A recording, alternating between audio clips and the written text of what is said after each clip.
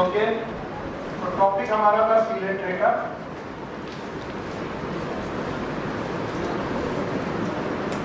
और सीलेंट रेटा के हैबिट एंड हैबिटेट को हमने पढ़ लिया था, हमने फॉर्म पढ़ लिया था, इवन हम लोगों ने सिमेट्री पढ़ ली थी, हमने इनकी जर्म लेयर के बारे में पढ़ लिया था, इवन हम इनकी मॉर्फोलॉजी भी पढ़ चुके थे। देखिए, देखने में लगता है कि बहुत कम पढ़ा, लेकिन आप 5 पॉइंट पढ़ चुके हैं। हैबिट एंड हैबिटेट पढ़ चुके हैं, फॉर्म पढ़ चुके हैं, सिमेट्री पढ़ चुके हैं, जर्म लेयर पढ़ चुके हैं और मॉर्फोलॉजी पढ़ चुके हैं। अगर मॉर्फोलॉजी थोड़ी सी याद हो तो बनाना जरूरी है। आपको मैंने बताया था 2 फॉर्म है, एक पॉलिप और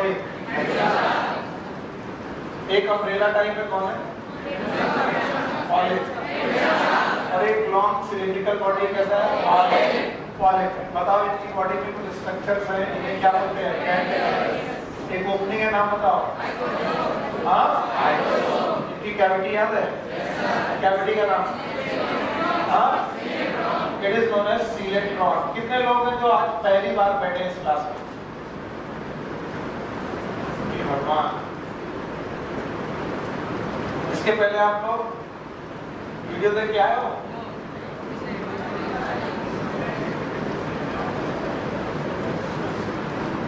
कुछ पल्ले नहीं पढ़ रहा हो? अभी तक पढ़ना भी नहीं चाहिए था, क्योंकि वो ऐसे ही था, कुछ ऐसे ही उल्टा सीधा बोल रहा था बकवास में। अब पढ़ो, बताओ क्या लिखा मैंने? ये समझ में आया? क्या लिखा है? सीलेंट रेटा वो प्राणी होते हैं जिनकी बॉडी की कैविटी का नाम होता है सीलेंट्रॉन। उनका क्या नाम होता है? सीलेंट्रॉन। तो घबराना मत, जितने भी नए लोग बैठे, जितना जितना मैं बोलूं अब यहाँ से समझ लो। यहाँ से नहीं समझ में आया तो बताना, उसके पहले तो बकवास करना था। बताओ, पर्दे का नाम? कैविटी का नाम? जिसकी कितने फॉर्म होते हैं? 2। एक सिलिंड्रिकल, कैसा? ये जो सिलिंड्रिकल है ये है पॉलिप। फिर से बोलो, पॉलिप। और एक अम्ब्रेला की तरह होता है, जैसा छाता होता है ठीक वैसा होता है। अगर वो है तो बताओ वो कौन सा बेटा? तो क्या इसके पास भी कैविटी होती है? इस कैविटी का भी नाम सीलेंट्रॉन। फिर से बोलो, बताओ ये जो कंडीशन है इसे क्या बोलेंगे? माउथ। बोलो क्या बोलेंगे? और इसी माउथ का दूसरा नाम हाइपोस्टोम। फिर से बोलो, हाइपोस्टोम। तो भाइयों बहनों, जो लोग आज नए आए हैं वो यहाँ से शुरू करें। ये हाइड्रा वाला ग्रुप है। कौन सा ग्रुप है? तो कुछ हाइड्रा ऐसा दिखता है कि ऐसा? तो ये पॉलिप है कि मेडुसा? और जो अम्ब्रेला जैसा है वो कौन है? तो बताओ ये प्राणी कितने फॉर्म में पाए जाते हैं? 2। एक कौन? दूसरा कौन? यहाँ तक किसको नहीं समझ में आया? बताओ, बताओ क्या पढ़ रहे हैं? सीलेंट रेटा में क्या क्या पढ़ चुके? पहला पॉइंट, बंदा रहता कहाँ है? That is known as habit.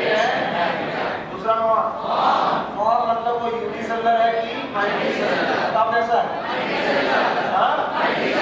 बताओ, सेल बन चुके हैं कि टिश्यू? टिश्यू बन चुका है। सिमेट्री कैसी थी? रेडियल। जब कभी भी रेडियस के लॉन्ग सिमेट्री गुजरे, it is known as radial symmetry. बोलो कैसी? एक प्लेन की many plane?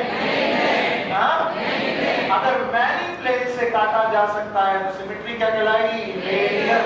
Now germ layer में कितनी लेयर है? 2। बाहर वाली एपिडर्मिस। फिर से बोलो, शाबाश मेरे बच्चे। बाहर वाली कौन सी है? एपिडर्मिस। अंदर वाली?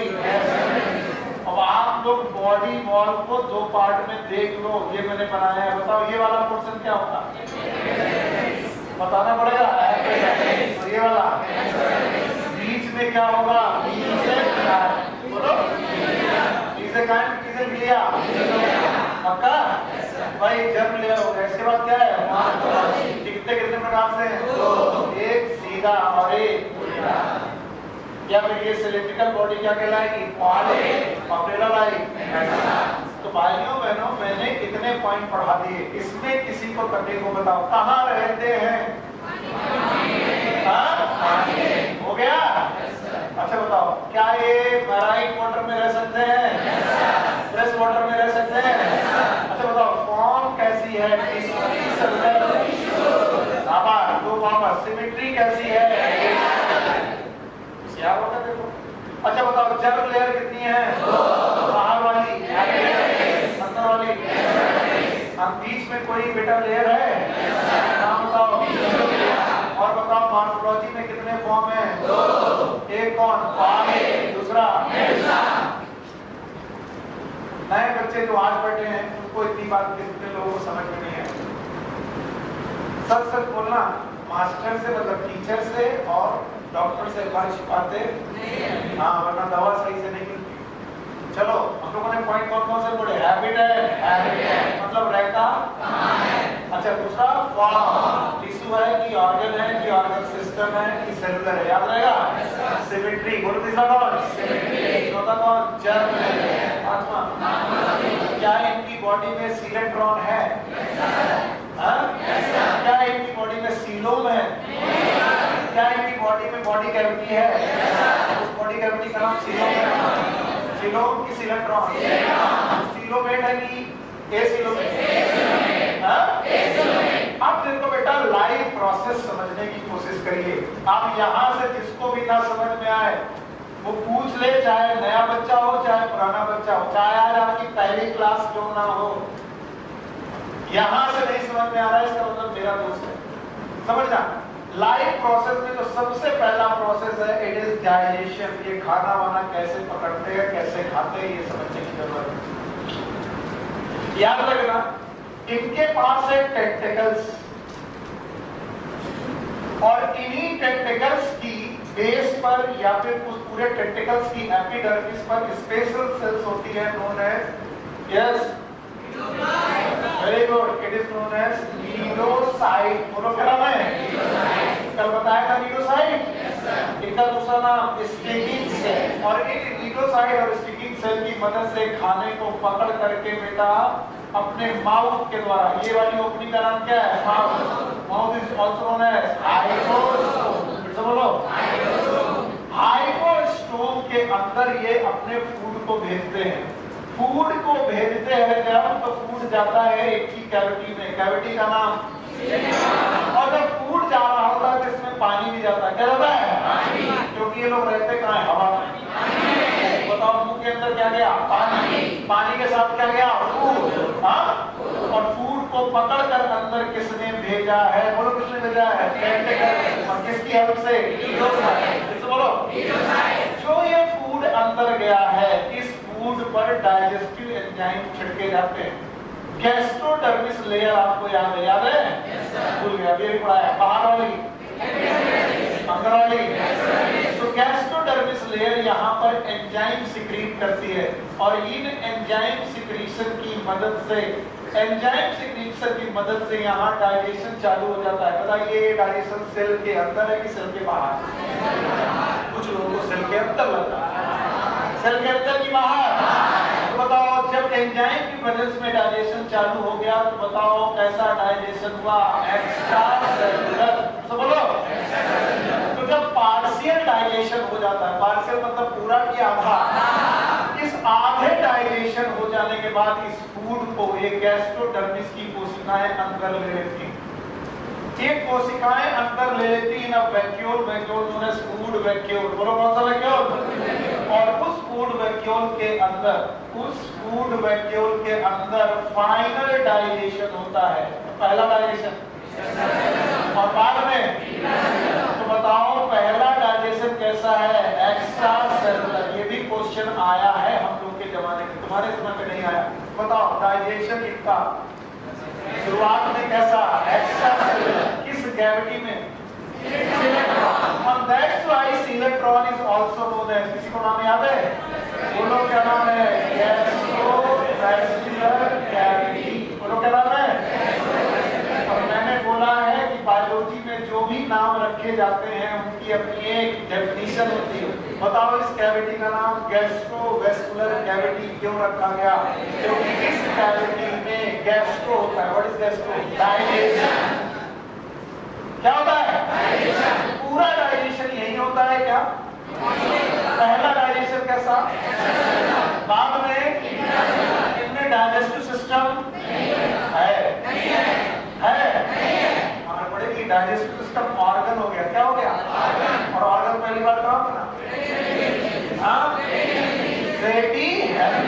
दिमाग बहुत ओपन रखिए। जवाब देने के पहले हाँ या ना दोनों बोलने के पहले आपके दिमाग में कारण होना चाहिए। और जब ये अप्रोच आप बनाओगे तो एग्जाम में आप हर क्वेश्चन को राइट या रॉन्ग करते वक्त कारण जानते होगे। ये गलत है, ये नहीं होगा क्यों, और ये है क्यों। तुक्के से बचने के तरीके यही होते हैं। आपके मुंह से जो जवाब निकले उसकी पिक्चर पीछे होनी चाहिए। बताओ क्या इनमें डाइजेस्टिव सिस्टम है? नहीं है। क्यों? डाइजेस्टिव सिस्टम में ऑर्गन बन जाएगा। और ऑर्गन बन गया तो ऑर्गन बेटा ऑर्गन ग्रेड बॉडी हो जाएगी। तो बताओ सीलेट डेटा की बॉडी ऑर्गन ग्रेड है? कैसी है? तो बताओ सीलेट डेटा में ऑर्गन और ऑर्गन नहीं है तो डाइजेस्टिव सिस्टम, और डाइजेस्टिव सिस्टम नहीं है फिर भी डाइजेशन है। पहला स्टेप बाद में एक्स्ट्रा सेलुलर, पहले इंट्रासेलुलर, और इस डाइजेशन के बाद बेटा एनर्जी इन्हीं सेल्स में भेज दी जाती है। तो डाइजेशन हो गया पहला प्रोसेस। दूसरा प्रोसेस रेस्पायरेशन। रेस्पायरेशन का मतलब है गैस एक्सचेंज। यहाँ ट्रू रेस्पायरेशन नहीं है, केवल गैस एक्सचेंज है। और ये जो गैस एक्सचेंज कर रहे हैं हाइड्रा के मेंबर, ये जीबीएस से कर रहे हैं। बोलोगे what is GBS? General body surface. बोलो यानी कि एपिडर्मिस और हाइपोडर्मिस की हर कोशिका अपना एक्सचेंज ऑफ गैसेस किसी रेस्पिरेटरी सिस्टम के द्वारा करती है। करती है कि नहीं करती? नहीं। क्या डायरेक्ट करती है? डायरेक्ट किस सरफेस से करती है? General body surface. ओके, याद रखना रेस्पिरेशन के बाद circulatory system. There is a no circulatory system. Circulatory system इनमें कुछ नहीं है। बस याद रखना सर्कुलेशन से रिलेटेड अगर कुछ है तो वाटर है, और वाटर इन और आउट एक ही ओपनिंग से होता है। जिस ओपनिंग से इन गया उसी ओपनिंग से आउट हो गया। इसका मतलब है इनमें माउथ और एनस जैसे डिफरेंशिएशन नहीं है। और ऐसी बॉडी प्लान को बोलते हैं ब्लाइंड सैक प्लान। बोलो क्या नाम? It is known as blind. Blind का मतलब होता है जो एक तरफ से बंद हो। सैक का मतलब सैक। ऐसा प्लान जिसे हम लोग बोलते हैं ब्लाइंड सैक प्लान। तो बताओ सर्कुलेटरी सिस्टम है कि नहीं है? नहीं है। एक्सक्रीशन के लिए GBS. What is GBS? Again excretion, again it is GBS, that is known as general body surface. और मैं एक्चुअली अपने स्टूडेंट पे पूरी तरह डिपेंडेंट रहता हूँ। अजीब है, स्टूडेंट को टीचर पे डिपेंड होना चाहिए, पर मैं आप पे डिपेंड रहता हूँ। देखो कैसे? क्या मैंने हैबिट एंड हैबिटेट पढ़ लिया? Form? No sir. Symmetry? Germ layer? इसके बाद क्या मैंने आपको मॉर्फोलॉजी पढ़ा दी? क्या मैंने लाइफ प्रोसेस पढ़ा दिए? कितने पॉइंट हो गए? 6। अब 7वां पॉइंट बताओ। पर मैं रिप्रोडक्शन जाने के पहले इन सिस्टम में 4 सिस्टम में एक नया सिस्टम जोड़ना चाहता हूं, एंड दैट नया system is known as nerve tissue. इस पॉइंट को खूब हाईलाइट करके लिख लेना, एनसीईआरटी में ये पॉइंट नहीं है। क्या रखना? These are the first organism, इस दुनिया में आए पहले एनिमल हैं जिन्होंने नर्व टिश्यू बनाए। They have diffuse nerve। Diffuse nerve वो नर्व होती है जिनमें सेंसरी और मोटर का डिफरेंशिएशन ना हो। सुनो फिर से, जो नर्व स्टिमुलस लेके आती है दैट इज सेंसरी। आपने मुझे छुआ, मुझे पता चल गया नर्व ने ये चीज हमारे ब्रेन तक पहुंचाई। बताओ ये सेंसरी है कि मोटर? आपके छूने में कुछ खराबी थी, मैंने हाथ हटा दिया, मैंने क्या दिया? रेस्पॉन्स। बोलो क्या दिया? रेस्पॉन्स बताने वाली नर्व का नाम मोटर है। कैसे बोलो? अभी इधर मेरा देखो, जो नर्व आपको सेंस दे और जो फंक्शन करे, मैं मसल कॉन्टैक्ट कांटेक्ट करना चाहता हूँ, क्या नर्व कांटेक्ट कराएगी? कौन सी? और तुमने मुझे छुआ और मुझे पता चल गया तो जब सेंसरी और मोटर का डिफरेंशिएशन हो, अलग अलग हो, तो it is known as true nervous system. और जब नर्व में सेंसरी और मोटर का डिफरेंशिएशन ना हो, it is known as diffuse. तो याद रखना, they have most primitive nervous system, most primitive. इनसे ज्यादा प्रिमिटिव नर्वस सिस्टम किसी का नहीं है। और अगर आप इस बात को मुझे बता दोगे कि these are the first animal, these are the first animal which acquired nervous system, बताओ, कोरिकेरा में नर्वस सिस्टम, प्रोटोजोआ में, अमीबा में, तो पहली बार नर्वस सिस्टम किसने एक्वायर किया? सीलेट बेटा। बोलो किसने? तो अब आप देख लो, लाइफ प्रोसेस तो खत्म हो गया, अब रिप्रोडक्शन खाली बचा है। मैं वो समझा दूंगा, मुझे आता है, मैं समझा दूंगा। लेकिन इतना जो बोर्ड में है, इसे बिना देखे आप मुझे बताएंगे, इधर बिना देखे बताएंगे। बताओ, हम लोगों ने इनके दो फॉर्म पढ़े, एक कौन? पॉलिप, और दूसरा कौन? चाहे पॉलिप हो चाहे मेडुसा हो, इनकी अपनी कैविटी है। कैविटी का नाम? क्या ये डिप्लोप्लास्टिक है? बाहर में लेयर एपिडर्मिस, अंदर वाली एपिडर्मिस, बीच में मीसोफिलिया।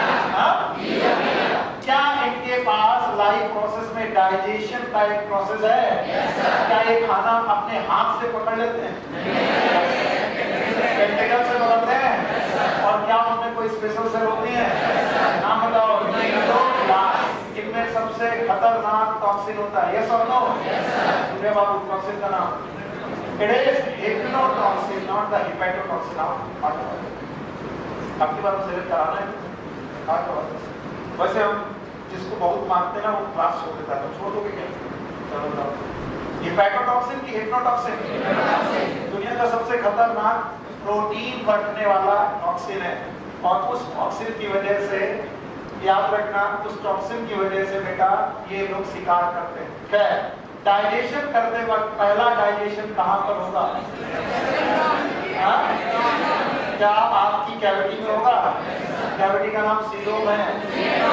सीलेट्रॉन, एक्स्ट्रा सेलुलर की इंट्रा सेलुलर, एक्स्ट्रा सेलुलर की एक्स्ट्रा सेलुलर, पहले एक्स्ट्रा सेलुलर फिर इंट्रा सेलुलर। शाबाश मेरे बच्चे, बताओ कंप्लीट किस में होगा, एक्स्ट्रा में कि intra? Respiration, GBS, GBS, general excretion, excretion होगा कि नहीं होगा? होगा, लेकिन किसके थ्रू? जनरल। पक्का? अच्छा बताओ, मैंने सर्कुलेशन में कुछ बताया? क्या पानी ही अंदर और बाहर होगा? दो ओपनिंग होगी? दो ओपनिंग होगी? देखा बहुत ध्यान से, कितनी? एक होगी। क्या प्लांट का नाम? Plant cell plant. फिर से बोलो। अच्छा भाई, इसके बाद नर्वस सिस्टम क्या मोस्ट प्रिमिटिव है? कितना प्रिमिटिव? इनके पहले नर्वस सिस्टम, नर्व कैसी है? सेंसरी और मोटर अलग अलग दिख रही हैं? कैसी हैं?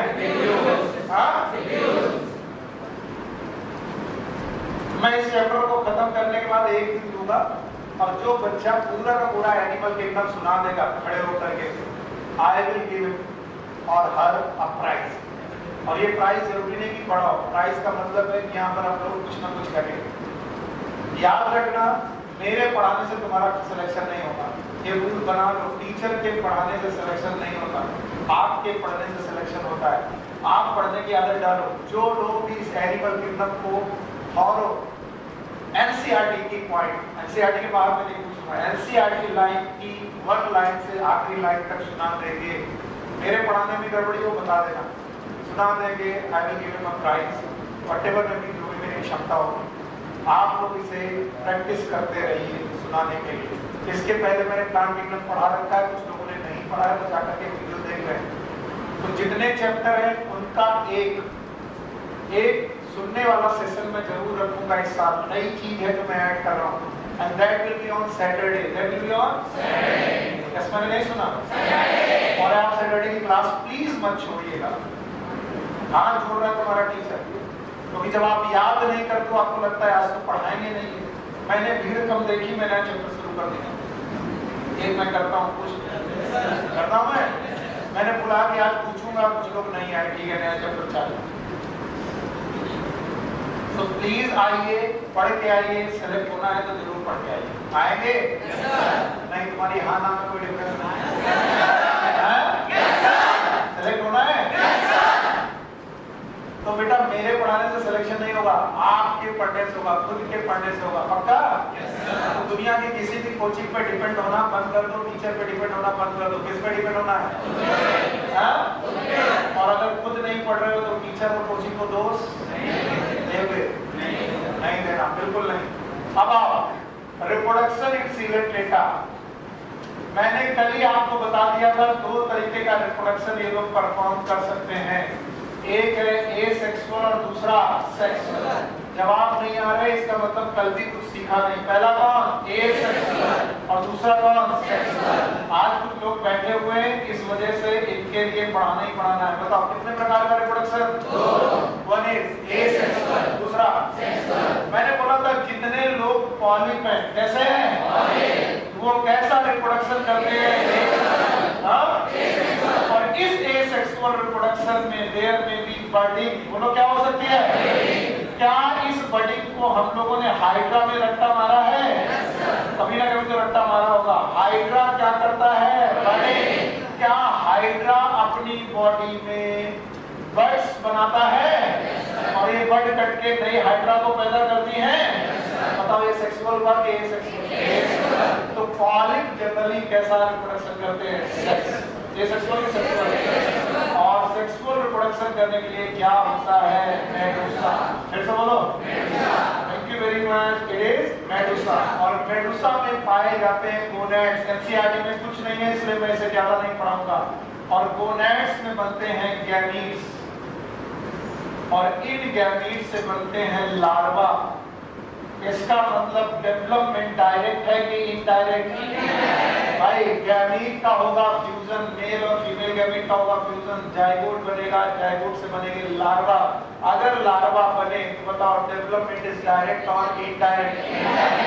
बड़ी अजीब बात है, एनसीईआरटी ने सीलेंट डेटा में रिप्रोडक्शन को डिटेल में नहीं पढ़ाया। घर जाओगे तो आपको ये सब एक्स्ट्रा लगेगा, पर आप बोलोगे कितने प्रकार का रिप्रोडक्शन? 2। वन इज एसेक्सुअल, दूसरा सेक्सुअल, पॉलिप और दूसरा। एक अजीब बात है कि हाइड्रा पॉलिप होकर भी सेक्सुअल रिप्रोडक्शन कर सकता है। अजीब कहानी है। हाइड्रा के साथ बड़ी विचित्र बातें हैं। वैसे पॉलिप कैसे होते हैं? सेसाइल। कैसे? सेसाइल मतलब सबस्ट्रेटम से अटैच। सबस्ट्रेटम से हाइड्रा अकेला पॉलिप है जो सेसाइल। फिर से सुनो, हाइड्रा अकेला पॉलिप है जो सेसाइल। हाइड्रा अकेला पॉलिप है जो एसेक्सुअल के साथ सेक्सुअल रिप्रोडक्शन भी कर सकता है। अदरवाइज पॉलिप क्या करते हैं? एसेक्सुअल और मेडुसा। पक्का? क्या इनमें लार्वा होगा? डेवलपमेंट डायरेक्ट की इनडायरेक्ट? एग्जाम्पल आप लिख सकते हो। आखिरी पॉइंट है एग्जाम्पल। आप लोगों को एग्जाम्पल एनसीईआरटी में जो कुछ भी दिए गए हैं पढ़ने चाहिए और समझने चाहिए। देखिए एक एग्जाम्पल दिया है फाइसेलिया, दिया है? तो नहीं दिया? बताओ इसका नाम।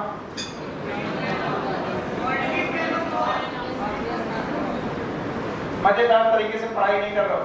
चलो मुझे बोर्ड खाली चाहिए, पहले इसे खत्म करो। बोलो क्या रिप्रोडक्शन कितने प्रकार का?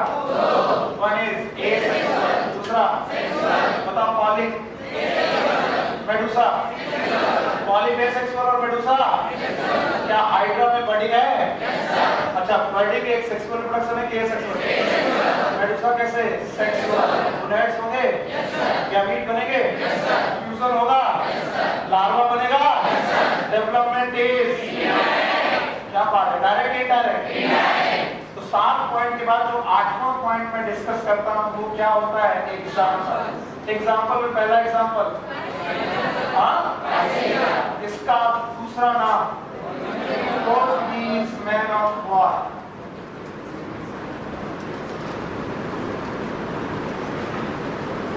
अच्छा, मुझे मालूम है आज नहीं कल ये चीजें भूल जाते हो, तो मैं आपको मिस्टर जैक से मिलाना चाह रहा हूं। Pirates of Caribbean. Pirates of Caribbean के मिस्टर जैक्स कुछ ऐसे ही दिखते हैं, जैक स्पैरो। ये एक लड़ाकू टोपी की तरह दिखने वाला बंदा है, जैसे लोग अब जो वॉरियर हुआ करते थे, जो वॉर पे जाने वाले लोग टोपियां पहनते थे, वैसा दिखता है Portuguese man of war. That's why it is known as Portuguese man of war. बोलो Physalia is also known as Portuguese man of war. पहला हो गया। अच्छा, बहुत सारे लोगों ने कलम से लिखा होगा, बहुत सारे लोगों को जिंदगी में पेन ही मिल गया होगा। तो जिन लोगों को पेन मिल गया वो कलम के बारे में नहीं जानते। जो गांव के लोग हैं, प्राइमरी पाठशालाओं में पढ़े हुए, उन्होंने कलम से लिखा है। क्या अभी भी कोई कलम से लिखा है? नहीं लिखा। हम लोग के समय पर हम लोग लिखते थे। आपने लिखा है? ये बांस से कलम बनाते हैं, ठीक है। और ऐसे ही कलम की तरह दिखने वाला है बंदा देश, समुद्र में पाया जाने वाली कलम जैसा दिखने वाला है बस। and that's why it is known as sea pen। बोलो क्या नाम है? sea pen। वैसे से क्या बोलते हैं? पेन्यूटेला। पेन्यूटेला।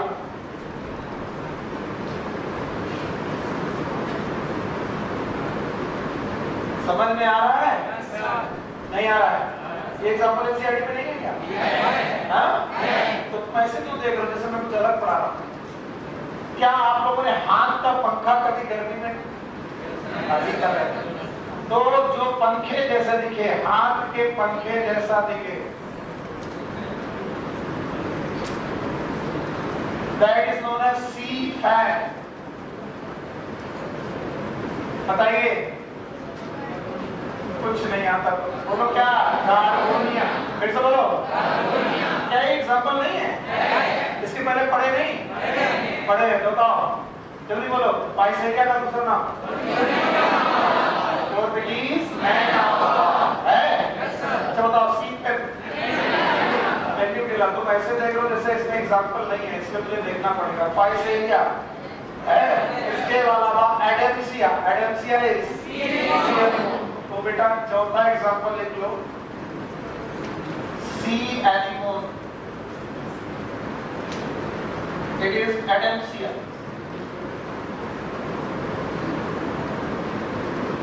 एडेम्सिया। इसके अलावा मीनराइना। पांचवा मेनिनराइना या मीनराइना। बताओ इसका नाम? अच्छा, आज नहीं आप तो कल आप डॉक्टर बनोगे, पैसे कमाओगे। पैसे कमाने के बाद सबसे पहला आप काम करते हो, आप घूमने जाते हो। आपको घूमना होता है इधर उधर, ऑस्ट्रेलिया, मॉरिशस, थाईलैंड, कहीं घूमने जाते हो। तो समुद्रों के किनारे आपको कोरल्स सुनने को मिलता है। कोरल्स। बोलते what is the coral reef? Coral reef अगर कभी शब्द आ जाए कोरल, ये शब्द हमेशा सीलेंट डेटा से रिलेटेड है। किससे? सीलेंट। और ये कोरल्स जो हैं, it is a group of exoskeleton. बहुत सारे सीलेंट डेटा की बड़ी कॉलोनी में इनके पास कैल्शियम कार्बोनेट के एक्सोस्केलेटन होते हैं, कैलकेरियस। और इसी कैलकेरियस एक्सोस्केलेटन के ग्रुप पर एक छोटा सा स्ट्रक्चर बनता है, these are known as corals। उन्हीं में से एक कोरल है जो ब्रेन जैसा दिख रहा है, that's why it is known as brain coral। समझ गए? चलो नाम बताओ example. Physalia, Portuguese man of war. कभी भूल जाना तो टोपी याद रहे, ठीक है? दूसरा सी पेन, that is पेन्यूटेला। पेन से पेन्यूटेला। ओके। सी फैन। बोलो। इसके अलावा सी एनीमोन, ब्रेन कोरल, इसके अलावा हाइड्रा। इसके अलावा जेली फिश। याद है? बोलो कौन? ऑरेलिया। बोलो कौन? और इसके अलावा ओवेलिया। बोलो कौन? अब टोटल कितने एग्जाम्पल हो गए? मैंने 5 लिखे हैं, टोटल हो गए 8। एक बार में बता पाओगे? चलो भाई, एक बार में सारे एग्जाम्पल आपको बताने। बोलो पहला।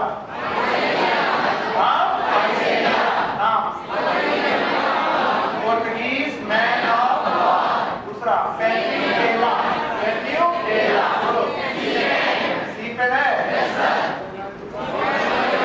कार्बोनिया, बोलो क्या कार्बोनिया, सी एनिमोन, सी एनिमोन, हो गया ब्रेन कोरल, मैंने ट्राई ना कभी अगर भूल जाओ तो मेनिंजाइटिस सब सुना है, मेनिंजिस सुना है, मेनिंजिस कहाँ होती है brain, and that's why it is Meandrina, brain coral, याद रहेगा। इसके अलावा हाइड्रा, बोलो हाइड्रा, इसके अलावा जेलीफिश, जेलीफिश इज और इसके अलावा ओवेलिया, बताओ ओवेलिया में ऑल्टरनेशन ऑफ जनरेशन होता है, पॉलिप से मेडुसा, मेडुसा से पॉलिप से मेडुसा बनने के लिए और मेडुसा से पॉलिप, क्या इसे ऑल्टरनेशन ऑफ जनरेशन बोलेंगे? This alternation of generation is also पक्का? क्या आपको पोरीफेरा और सिलेंट्रेटा की किसी भी लाइन में दिक्कत है? दो फाइलम हुए हैं, तीसरा फाइलम में पढ़ाने जा रहा हूं, इट इज टीनोफोरा।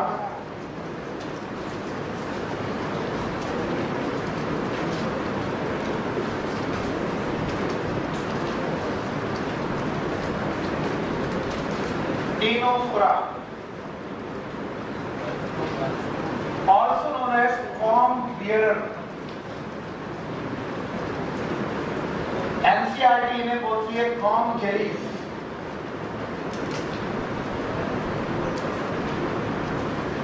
या फिर इन्हीं को बोलती है सी वॉलनट।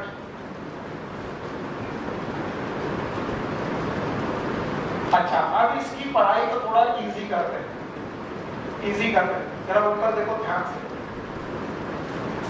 सिलेंट्रेटा और टीनोफोरा में लगभग 90% सिमिलरिटीज है, कितनी? 90%। फिर से बोलो 90%। यानी जो बात सिलेंट्रेटा के लिए लागू है वही बात किसके लिए लागू है? टीनोफोरा। कुछ बेसिक डिफरेंस है मॉर्फोलॉजी। तो मैं बिना पढ़ाए पूछूं, बताओ सिमेट्री? अभी मैंने पढ़ाया नहीं, बोलो सिमेट्री? क्या बात है, जर्म लेयर, बताओ मीजोग्लिया होगी? होगी? बताओ कैविटी का नाम? सीलेंट, पैरागैस्ट्रिक की गैस्ट्रोवेस्कुलर, टेंटिकल हो सकते हैं? डाइजेशन में पहला एक्शन, फिर रेस्पिरेशन, जनरल बॉडी सरफेस। देखिए मैंने पढ़ाया आपको, बिना पढ़ाए जब इतनी सारी बातें कर रहा हूं मैं, किसके बारे में? टीनोफोरा। तो टीनोफोरा को पहले तो सिलेंट्रेटा के साथ ही क्लासिफाई कर दिया गया था। पुरानी किताबें टीनोफोरा को अलग फाइलम नहीं मानती थी। पुरानी किताबें टीनोफोरा को सिलेंट्रेटा में ही बेटा इनको क्लासिफाई कर देती थी। तो बता दूं कि टीनोफोरा की जो भी क्वालिटीज है वो सिलेंट्रेटा से बहुत ज्यादा मैच करती है, पर हम ऐसे तो पढ़ेंगे नहीं। ऐसे पढ़ेंगे तो हम हैफर्ड हो जाएंगे, हमें कुछ समझ में नहीं आएगा हम क्या पढ़ रहे हैं। तो हम इसे अलाइन करेंगे कितने पॉइंट में? कितने पॉइंट में? तो जो पहला पॉइंट है it is habit and habitat. तो आज जो नए बच्चे हमने ज्वाइन किए हैं, जिनकी आज पहली क्लास है मेरे साथ, वो सारे बच्चे इस पॉइंट से आगे बढ़े। तीनों का मतलब ये होता है कॉम, पूरा का मतलब बियरर, जो कॉम्ब जैसे स्ट्रक्चर को रखते हो। दैट्स व्हाई ध्यान रखना है, कॉम्ब जेली, कॉम्ब मतलब फावड़ा। ओके, अच्छा, they are also known as sea walnut. पहला पॉइंट बताओ भाई, जो नए बच्चे हो तो घबरा जाएंगे ना कि बताओ पुराने को नहीं आ रहा तो हमें क्या आएगा। पहला पॉइंट हैबिटेट, मतलब ये कहाँ रहते हैं, हैबिट मतलब ये कैसे रहते हैं। तो चलो, हैबिट एंड हैबिटेट में the first point, all of them are aquatic. इनमें सब के सब मेंबर एक्वेटिक हैं एंड एक्सक्लूसिव मैरीन। कोई भी बंदा फ्रेश वाटर में नहीं है, सब के सब मरीन वाटर में पाए जाते हैं, एक्सक्लूसिव मरीन। मरीन मतलब all of them are present in sea or ocean। कोई भी बंदा आपको नदी तालाब में नहीं मिलने वाला, एक्सक्लूसिव मरीन। हैबिटेट हो गया, habit, they are free swimming, all of them are free swimming animals. ये सेसाइल कंडीशन में नहीं रह सकते, ये कहीं चपक के नहीं रहते, ये हमेशा मूव करने वाले मेंबर है, हमेशा फ्री स्विम करते रहते हैं।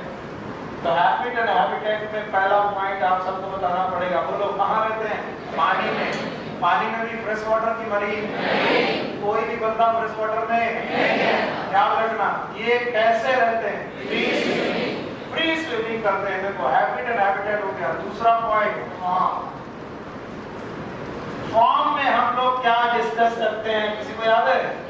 कुछ नहीं याद है। फॉर्म में हम डिस्कस करते हैं लेवल ऑफ ऑर्गेनाइजेशन। क्या याद है? Level of organisation. और आपको मालूम है लेवल ऑफ ऑर्गेनाइजेशन डिस्कस करते वक्त हमने आपको 4 बातें बताई हैं। कितनी बातें? या तो सेलुलर, या तो ऑर्गन, या तो मदद करते रहो मेरी, आपकी मदद अपनी आप हो जाएगी। बताओ ये लोग यूनिसेलुलर की मल्टीसेलुलर, और मल्टीसेलुलर होने के साथ साथ क्या इनमें टिश्यू बन चुका है? No sir. इसका मतलब है इनकी बॉडी होगी tissue grade, they have tissue grade body. मैंने बोला ना सीलेट डेटा से इनकी मैचअप लगभग 90% है। तो टिश्यू ग्रेड बॉडी है इनमें। ऑर्गन है कि नहीं है? पता ही नहीं। बताओ डाइजेस्टिव सिस्टम होगा? रेस्पिरेटरी कोई भी सिस्टम नहीं होगा। तो level of organisation point number 2 है जिसमें हमने पढ़ लिया they have multi cellular body. कैसी बॉडी है? नाउ थर्ड पॉइंट यहां लिख रहा हूं मैं। Third point is symmetry.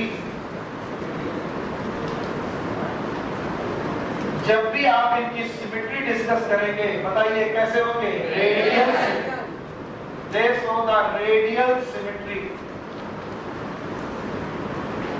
यानी इनकी बॉडी को रेडियस के अलॉन्ग मल्टीपल प्लेन से इक्वल हाफ में बांटा जा सकता है।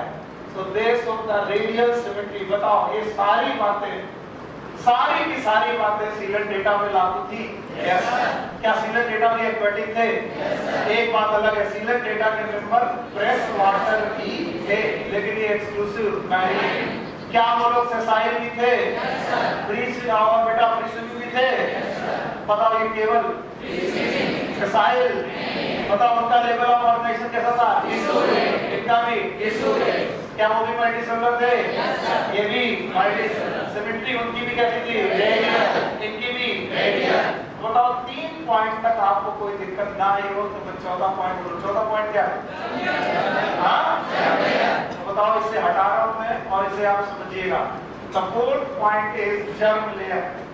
मुझे इतना मालूम है कि तुम ये जर्म लेयर भी मैं समझा रहा हूं, मुझे मालूम।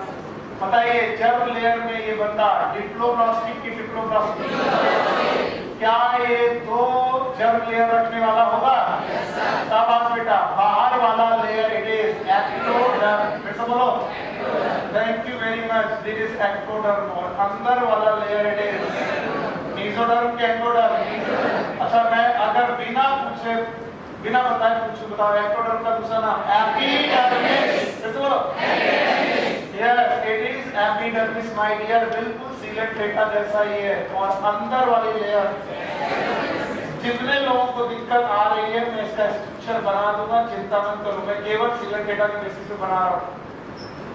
एक्टोडर्म और एंडोडर्म, मान लीजिए ये आपकी एक्टोडर्मल लेयर है और मान लीजिए ये एंडोडर्मल लेयर है।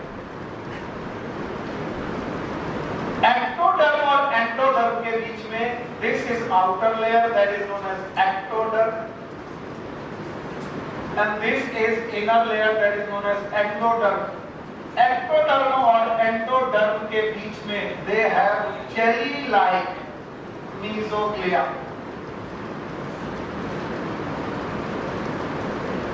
और एक शब्द याद रखना, अनडिफरेंशिएटेड। पता नहीं चल पा रहा कि सेलुलर है कि नहीं है, क्योंकि यहाँ पर कुछ सेल्स भी पाई जाती हैं।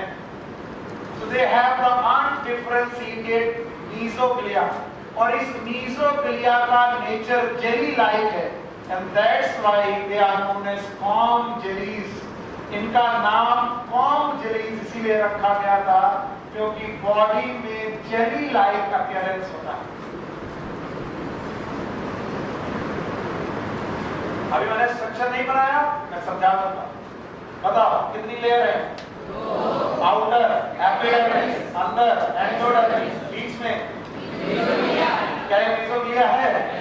डिफरेंशिएटेड क्या डिफरेंशिएटेड और अनडिफरेंशिएटेड कैसी लाइक है? Jelly like. हां, एक बात देखना, इनकी एपिडर्मिस से तुम एंडोडर्मिस तक को देख सकते हो। So they have transparent body, transparent body. ये अंतर है, इनकी बॉडी ट्रांसपेरेंट है, इसके बाहर से तुम इनके अंदर के स्ट्रक्चर दे सकते हो।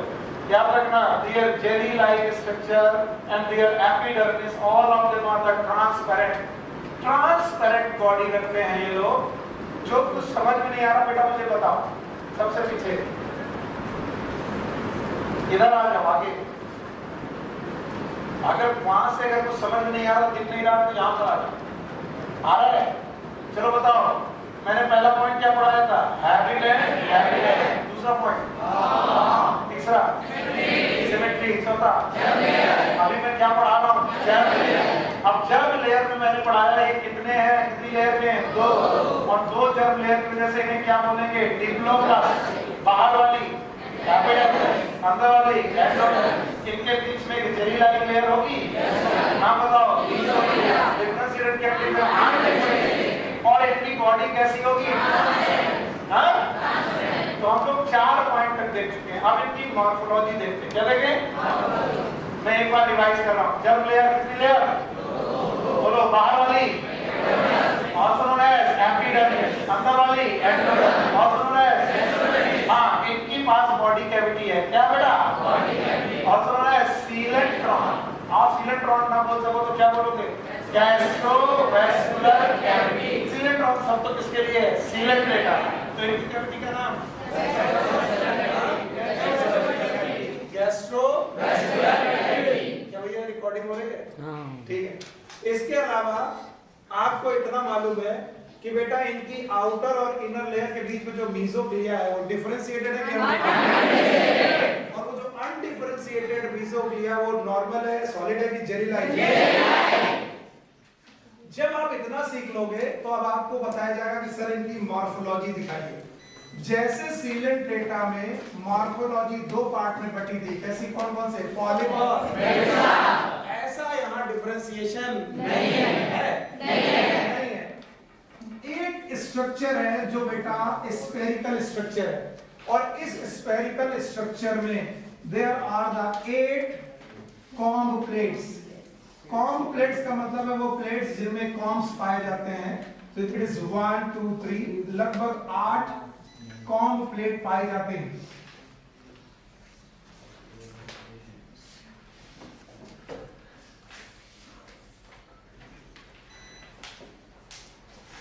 याद रहेगा? इन कॉम्ब प्लेट्स में पाए जाते हैं सीलिया। क्या पाए जाते हैं? Cilia. And which give them comb like appearance.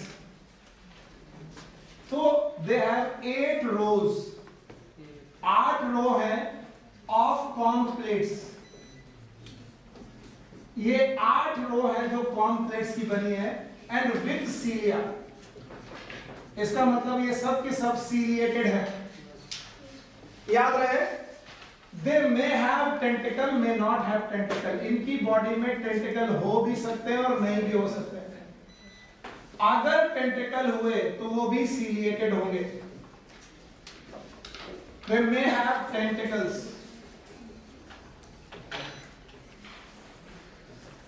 Tentacles, तो इनके पास टेंटिकल्स जब भी होंगे it will be 2 in number. पर मैं आगे लिख लूं मे प्रेजेंट, प्लस का मतलब मे प्रेजेंट और मे नॉट प्रेजेंट, यानी टेंटिकल हमेशा हो जरूरी नहीं है। पर जब भी टेंटिकल होंगे इनका नंबर कितना होगा? 2, और वो टेंटिकल भी सीलिएटेड होंगे। इसके अलावा इनमें 8 रोज होंगी कॉम्ब प्लेट्स की। याद रखना, ये कॉम्ब प्लेट्स जो होंगी ये आपको अटैचमेंट और लोकोमोशन में हेल्प करेंगे। अटैचमेंट एंड लोकोमोशन में हेल्प करेंगे।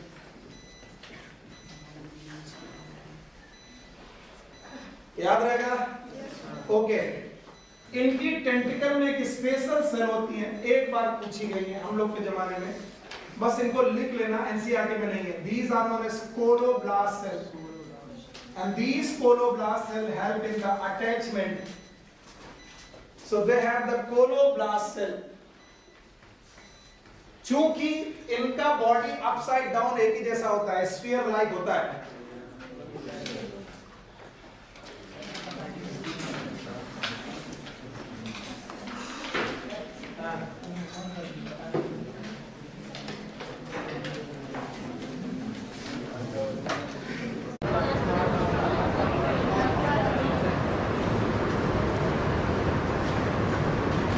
चलो भाई डिवीजन ही कर लो मॉर्फोलॉजी का। तो हम लोगों ने देखा था इनकी बॉडी जो थी वो स्फेरिकल कैसी थी, और इनमें लगभग 8 फॉर्म प्लेट थी जो रेडियल अरेंजमेंट टाइप था।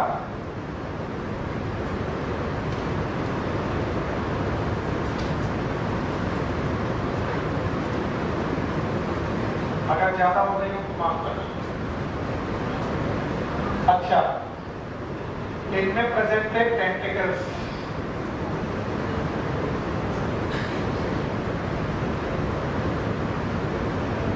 मैंने बोला था इनमें एक स्पेशल सेल होती है जिसका नाम है कोलोब्लास्ट।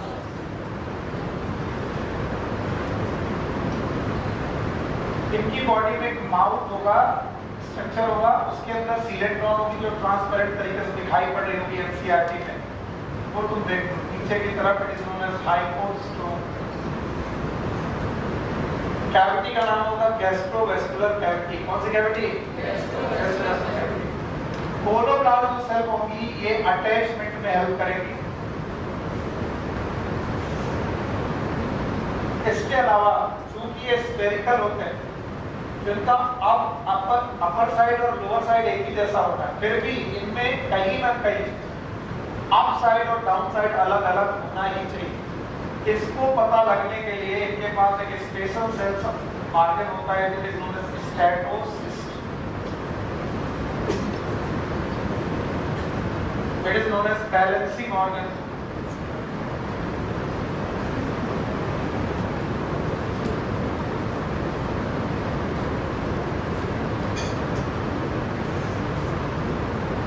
इनके पास एक खास बात होती है, and this is known as bioluminescence.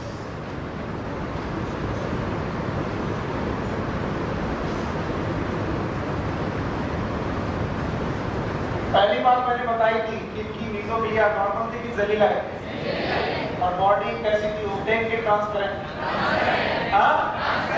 तो ये ट्रांसपेरेंट बॉडी की जो इनकी मीजोग्लिया है रात में लाइट एमिट करती है। क्या करती है? लाइट। और लाइट एमिट करने की इस प्रॉपर्टी का नाम है bioluminescence. It is a light emitting property.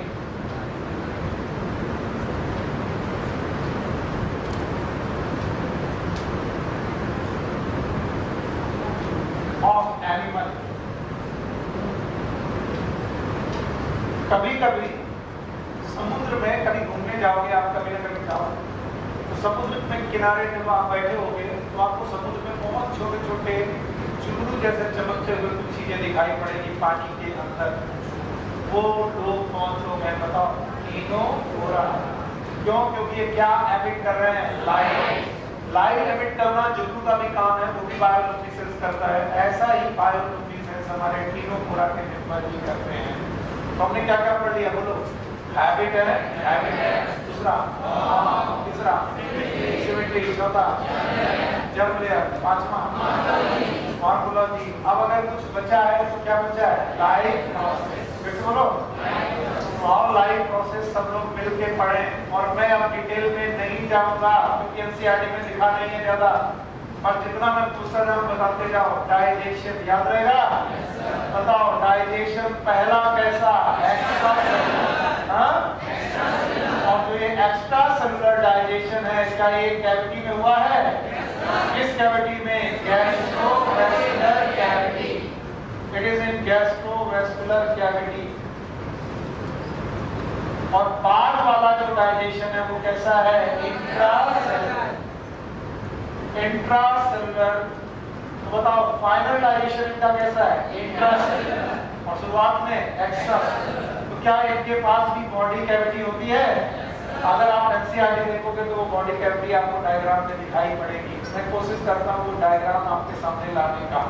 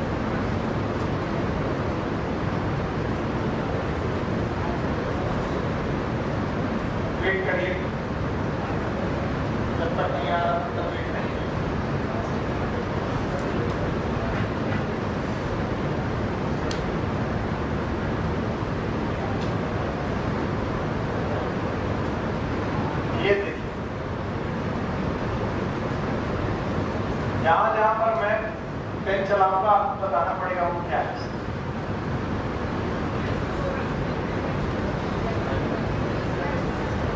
दिखाई पड़ रहा है? बताओ ये जो कैविटी है दिस, ये बताओ हाइपोस्टोम, ये क्या है? ये क्या है? बताओ ये जो प्लेट्स है इनका नाम? कितनी पाउंड प्लेट है? तो जब ये खाना खाते हैं तो खाना पहले किस कैविटी में जाएगा? गैस्ट्रोस्टोम कैविटी में जाएगा।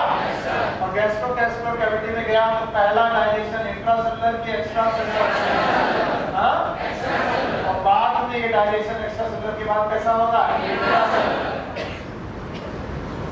याद रहेगा? चलो भाई, कुछ लोग तो छोड़ देते हैं आसान, अपना खेल कूद में लग जाते हैं। क्या था? इधर ध्यान दो। जाला, जिंदगी में जाला लगने वाला है। इधर देखो, लाइफ प्रोसेस में डाइजेशन में पहला एक्स्ट्रासेलुलर, दूसरा नाउ डाइजेशन के बाद दूसरा पॉइंट है रेस्पिरेशन। बताओ रेस्पिरेशन कैसे करते होंगे? जीबीएस। What is GBS? बताओ एक्सक्रीशन कैसे करते होंगे? GBS.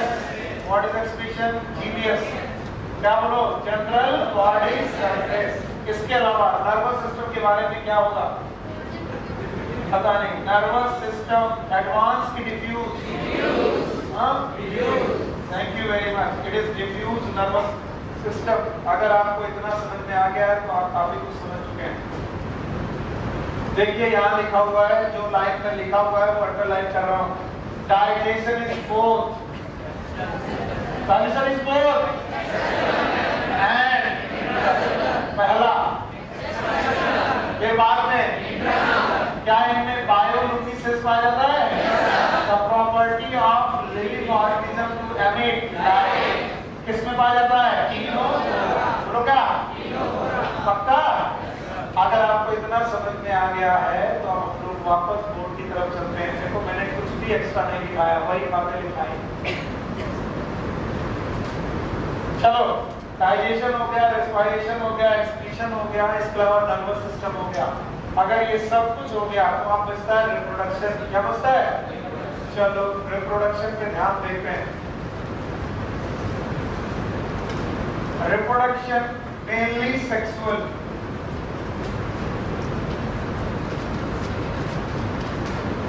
Sexes are not separated.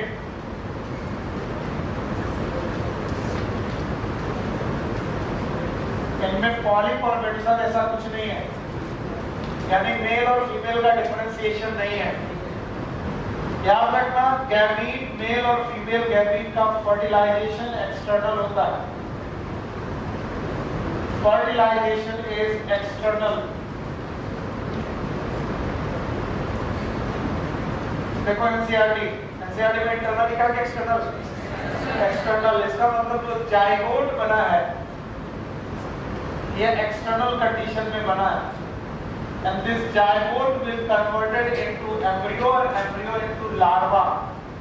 Larva अगर है तो बताओ डेवलपमेंट डायरेक्ट की इनडायरेक्ट? एनसीईआरटी में क्या लिखा है? तो development is indirect.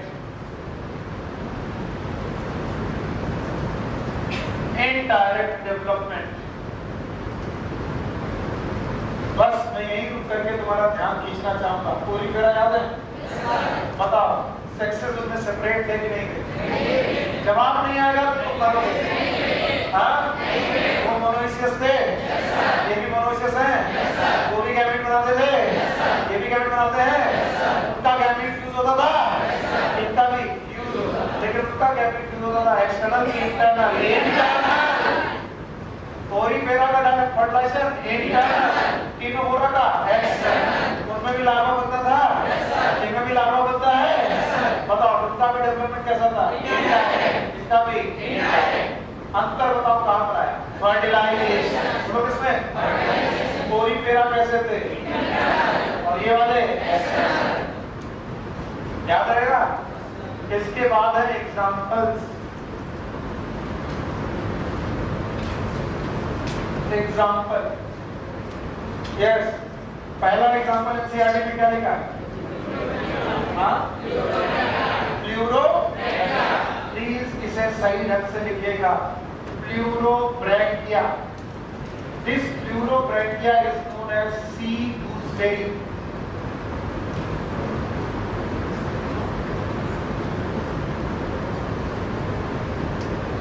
C gooseberry. दूसरा होगा आपकी बुक में लिखा होगा टीनोप्लाना. तीसरा एग्जांपल मैं एक्स्ट्रा लिखा दे रहा हूं, उसको भी नोट कर लीजिए. It is known as Hormiphora. अब आप सोचेंगे ये एक्स्ट्रा क्यों लिखाया मैंने? This Hormiphora is nothing but sea walnut.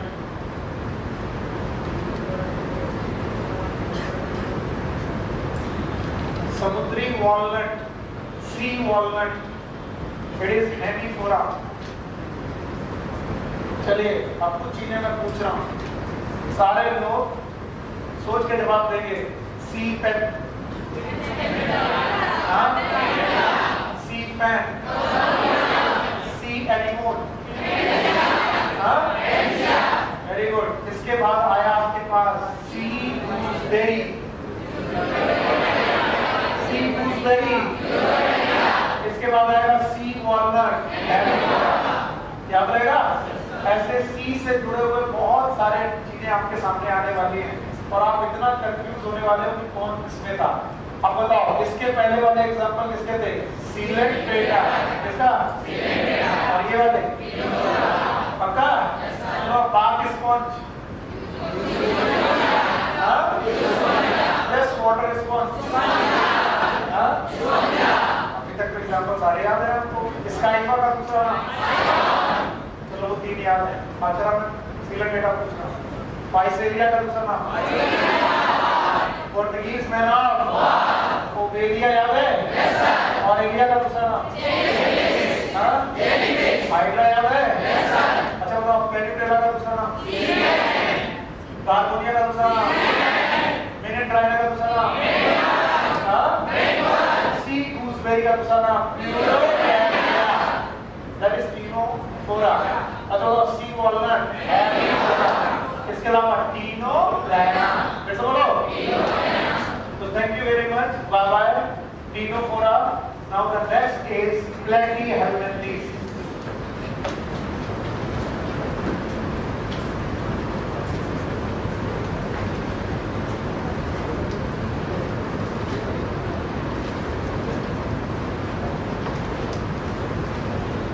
याद रखना कि जो हेल्मिन्थेस शब्द यूज किया जाता है it is related with the war.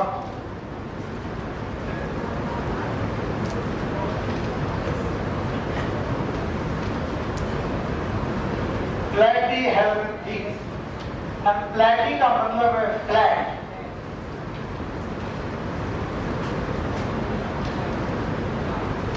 Flat मतलब 2 BHK, 3 BHK. फ्लैट मतलब चपटा.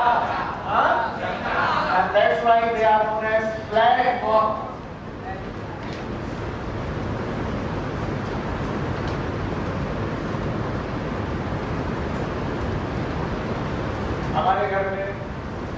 सिस्टर्स हैं हमारी, मम्मा भी, मम्मा तो अब नहीं करते, सिस्टर्स हैं, छोटी बहनें हैं, उनके सर पे अक्सर आप लोगों ने फीते देखे होंगे, पते होंगे, सर आप तो देखे देखें तो फीते जब आप देखते हैं तो वो 2D स्ट्रक्चर लगते हैं कि 3D?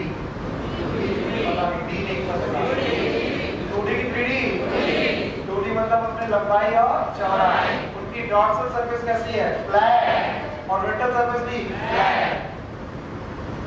डॉर्सल और वेंट्रल दोनों सरफेस अगर फ्लैट हो, ऐसे लोगों को फ्लैटी हेलमिंथीज और फ्लैटवर्म बोलते हैं। They are dorsally, ventrally flattened surface. तो इन वॉर्म की खास बात है, इनकी बॉडी कभी आपको सिलिंड्रिकल नहीं मिलेगी।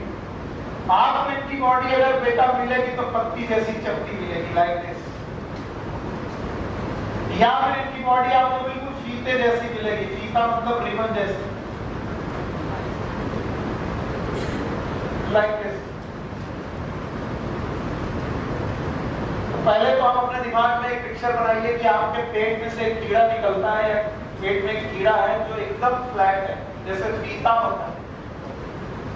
ठीक वैसा फ्लैट फॉर्म अगर प्रेजेंट है, that's why they are known as flat form. वो लोग क्या बोलेंगे? Platyhelminthes. और एक लाइन मैंने लिखाई थी, और आज कुछ नए बच्चे आ गए हमारे साथ, तो एक बार फिर से स्टार बनाकर यहाँ पर लिखेंगे, ऑल वॉर्म्स।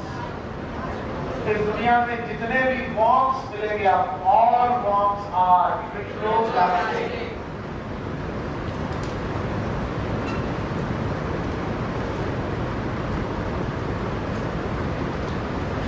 अगर कोई बोले अर्थ वॉर्म, विट्रोप्लास्टिक, बुक वॉर्म, गिनी वॉर्म, टेप वॉर्म, तो कोई भी दुनिया का वॉर्म मिले वो कैसा होगा? विट्रोप्लास्टिक। उसकी बॉडी में कितनी लेयर होगी? बोलो कौन? Ectoderm, mesoderm. ये हो गया इनका परिचय। जरा इनके परिचय में 3 लोगों का परिचय अपने दिमाग में पिक्चर मिलाओ। पूरी तरह दिख रहा है? दिख रहे हैं? सिलेंडेटर दिख रहा है? तीनों बोरा दिख रहे हैं? तीनों को देख के अलग अलग पहचान लोगे? एक जमीन से हमेशा चपटा, हाँ, एक बेटा या तो अम्ब्रेला जैसा या तो सिलेंड्रिकल, हाँ, एक में कॉम्ब प्लेट बनी है, हाँ, अब एक प्राणी ऐसे मिले हैं जिनकी बॉडी कैसी है? चपटी। डॉर्सल सरफेस कैसी? चपटी। वेंट्रल सरफेस कैसी? चपटी। और इसलिए इसका नाम फ्लैट वॉर्म। फिर से बोलो, फ्लैट वॉर्म। तो इनका परिचय ये हो गया कि platyhelminthes are known as flat worm. और क्यों अपनी पढ़ाई खराब करें जब हमें कितने पॉइंट पढ़ने हैं? 8। नहीं सुना मैंने? 8। इसमें से पहला पॉइंट हैबिटेट।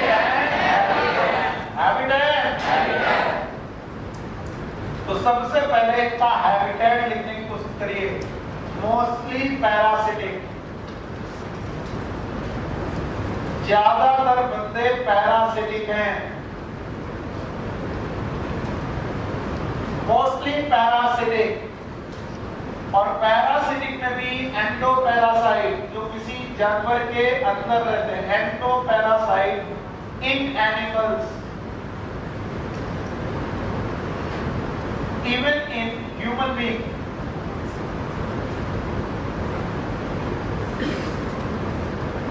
मैं केवल इस बात से डरता हूं कि जल्दबाजी में कहीं तुमसे सब कुछ छूट न जाए, इस वजह से मैं बहुत स्लोली आगे बढ़ना चाह रहा हूं। सो फ्लैटी हेलमिंथीज के बारे में जो चीजें आपके दिमाग में आती जाए मुझे बताते जाइएगा। तो बताइए पहला पॉइंट क्या है? हैबिटेट। हैबिट एंड हैबिटेट में आप लोगों ने पढ़ा कि मोस्टली कैसे बेटा? पैरासाइट। सम में भी फ्री लिविंग, कुछ फ्री लिविंग हो सकते हैं। और फ्री लिविंग में भी मेनली कैसे होंगे? एक्वाटिक। तो हैबिट एंड हैबिटेट इनका यही है कि ज्यादातर ये दूसरे जानवरों के पेट के अंदर या फिर ब्लड के अंदर या फिर कहीं पर भी पाए जाएंगे। मोस्टली एंडोपैरासाइट होते हैं। हैबिट एंड हैबिटेट कुछ बंदे ऐसे होंगे जो फ्री लिविंग होंगे। कैसे? Free living. लेकिन अगर फ्री लिविंग हुए, मतलब अगर फ्री लिविंग हुए भी तो कैसे होंगे? Mainly active. क्या निपट गया? हैबिट है। दूसरा फॉर्म में हम लोग क्या डिस्कस करते हैं? फॉर्म में level of, they are multi cellular. ये सब के सब मल्टी सेलुलर लोग हैं। And the first animal which form organs,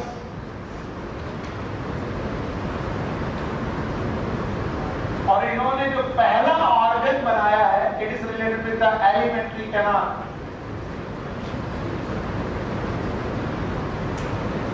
जो पूरी तरीके से सिस्टमिक नहीं बन पाया, सिस्टम के रूप में नहीं बन पाया, लेकिन सबसे पहले ऑर्गेनिज्म है जिन्होंने एलिमेंट्री कैनाल बनाने की कोशिश की। They are multicellular, first animal which forms the organ, and that's why they have the organ grade of organization.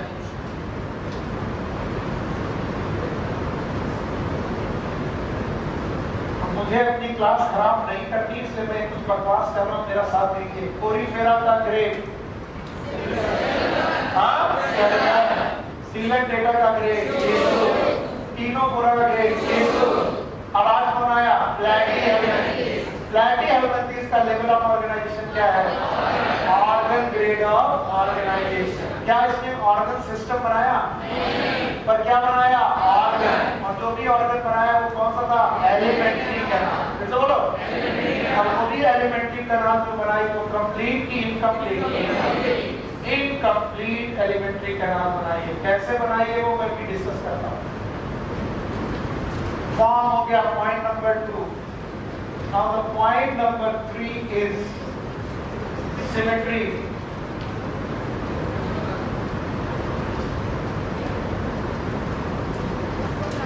They have bilateral symmetry. कैसी? रेडियल की bilateral? Bilateral symmetry.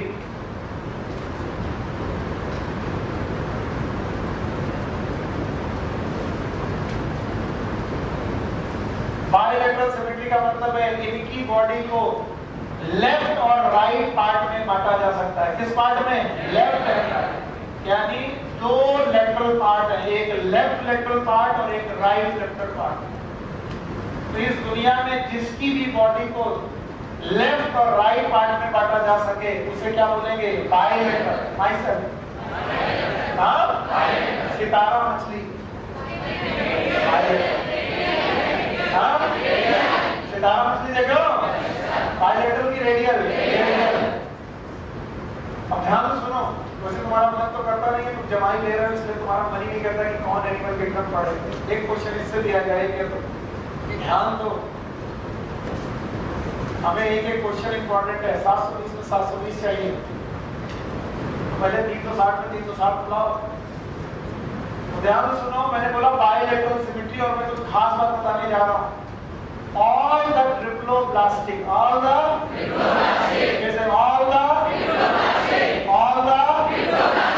organism are having the bilateral symmetry except कौन?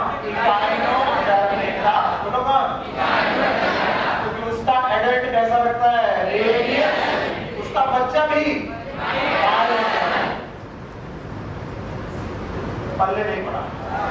अब आई बात, निकल गई, कोई फायदा नहीं। यहाँ से दूसरी, यहाँ से निकल गई, बोले ठीक है सर मजे करो, तुम भी हमने जय गाना लगा दिया। आगे वालों जय माता, पीछे वालों जय माता, जोर से बोलो, आवाज में आ रही, पागल हो तुम। बस यही होता रहता है हमारी क्लास में। फिर मैं बोल रहा हूँ, दुनिया के जितने भी लोग कैसे हैं? ट्रिप्लोप्लास्टिक। ट्रिप्लोप्लास्टिक मतलब इनकी बॉडी में कितनी सेलुलर है? बोलो कौन? पक्का? वो सब के सब कैसे हैं? बायलैटरल। पक्का? एक्सेप्ट हाँ?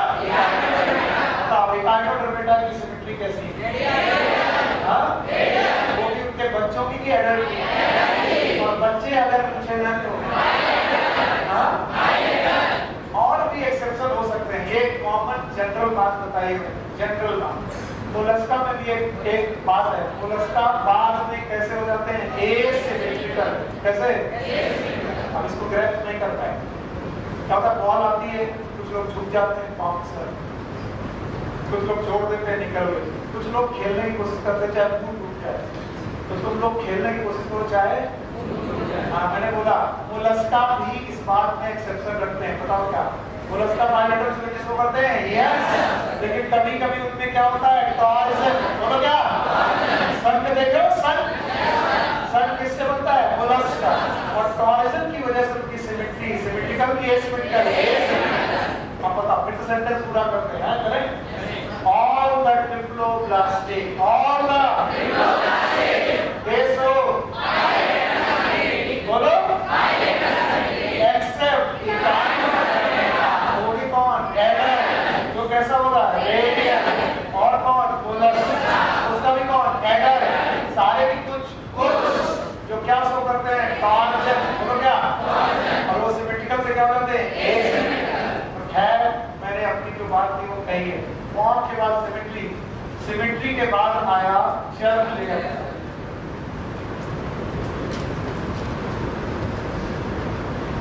Germ layer and the germ layer के हिसाब से they are triploblastic.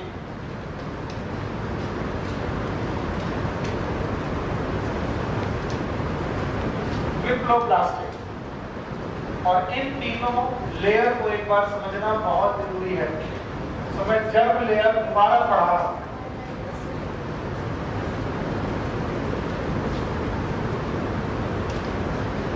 Germ layer में इनके पास 3 जर्म लेयर है, और 3 जर्म लेयर में से जो तीसरी जर्म लेयर है वो बाद में पैदा हुई। पहली जर्म लेयर का नाम है एक्टोडर्म, जो एपिडर्मिस बनाती है।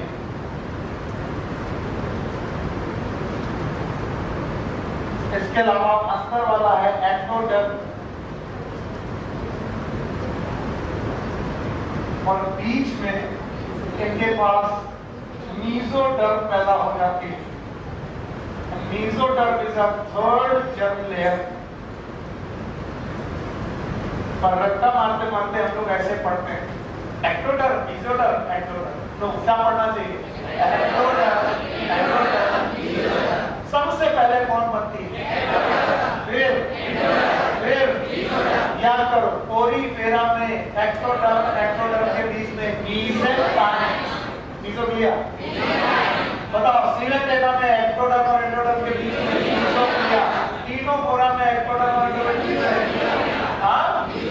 और ये लोग पहले लोग हैं जिनके एक्टोडर्म और एंडोडर्म के बीच में क्या आया है? मीसोडर्म। हाँ? और एक रूल, अब रूल सुनते नहीं है, बढ़ाई देते हो। All the mesoderm having organism, all the they form the organ. इन्होंने ऑर्गन जरूर बनाना है। जिन लोगों के पास इस दुनिया में मीसोडर्म है, क्या है? मीसोडर्म। उन्होंने अपनी बॉडी में ऑर्गन जरूर बनाए हैं, या फिर ऑर्गन सिस्टम बनाया। कम से कम ऑर्गन बनाए हैं या फिर ऑर्गन सिस्टम बनाया है। अगर ये छोटे छोटे रूल्स सीख जाओगे तो तुम्हें रट्टा मारने की जरूरत नहीं पड़ेगी। So they have 3 layers, ectoderm, endoderm and mesoderm। और दुनिया में जितने भी ट्रिप्लोब्लास्टिक लोग हैं जिनके पास भी मीसोडर्म पैदा हुई, उन्होंने क्या बनाना चालू कर दिया? टिश्यू से ऑर्गन। तो बोलो क्या? ऑर्गन। इसका मतलब all the triploblastic organisms at least have organ. They may have, we are diploblastic or triploblastic। तो कम से कम हमारे पास क्या होना चाहिए? हमारे पास तो क्या है? पक्का? यस और नो? यस। डांटना मत यार। जर्म लेयर में 3 लेयर हो गई। 4 पॉइंट के बाद हमारे पास 5वां पॉइंट है कि मॉर्फोलॉजी। और मैं मॉर्फोलॉजी आपके सामने डिस्क्राइब करने जा रहा हूँ। मॉर्फोलॉजी बनाने की कोशिश कर रहा हूँ, और एनसीईआरटी के जो 2 डायग्राम बने हैं मैं उन्हीं को बनाने की कोशिश करूंगा। तो भाई, जर्म लेयर के बाद मॉर्फोलॉजी।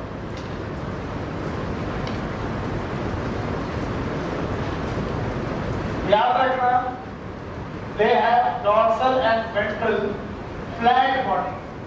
पर चूंकि इनमें से most of the organism they are ectoparasite, और एक्टोपैरासाइट होने की वजह से इनकी बॉडी में सकर्स एंड हुक्स पाए जाते हैं। जो मैंने ये स्ट्रक्चर बनाया है, इनमें आपको ये छोटे छोटे पोजीशन दिख रहे हैं, these are known as suckers. इसके अलावा इनकी बॉडी में अटैचमेंट के लिए हुक्स भी पाए जाते हैं, और इन्हीं हुक्स और सटर की बेसिस पर ये हमारी आंख के साथ अटैच रहते हैं।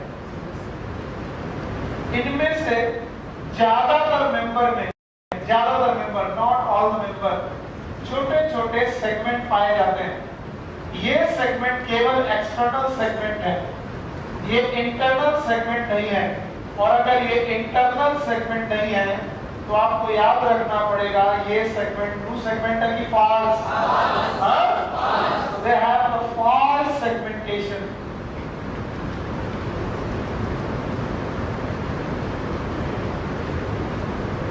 False segmentation, and that's why this is known as pseudo-metamerism.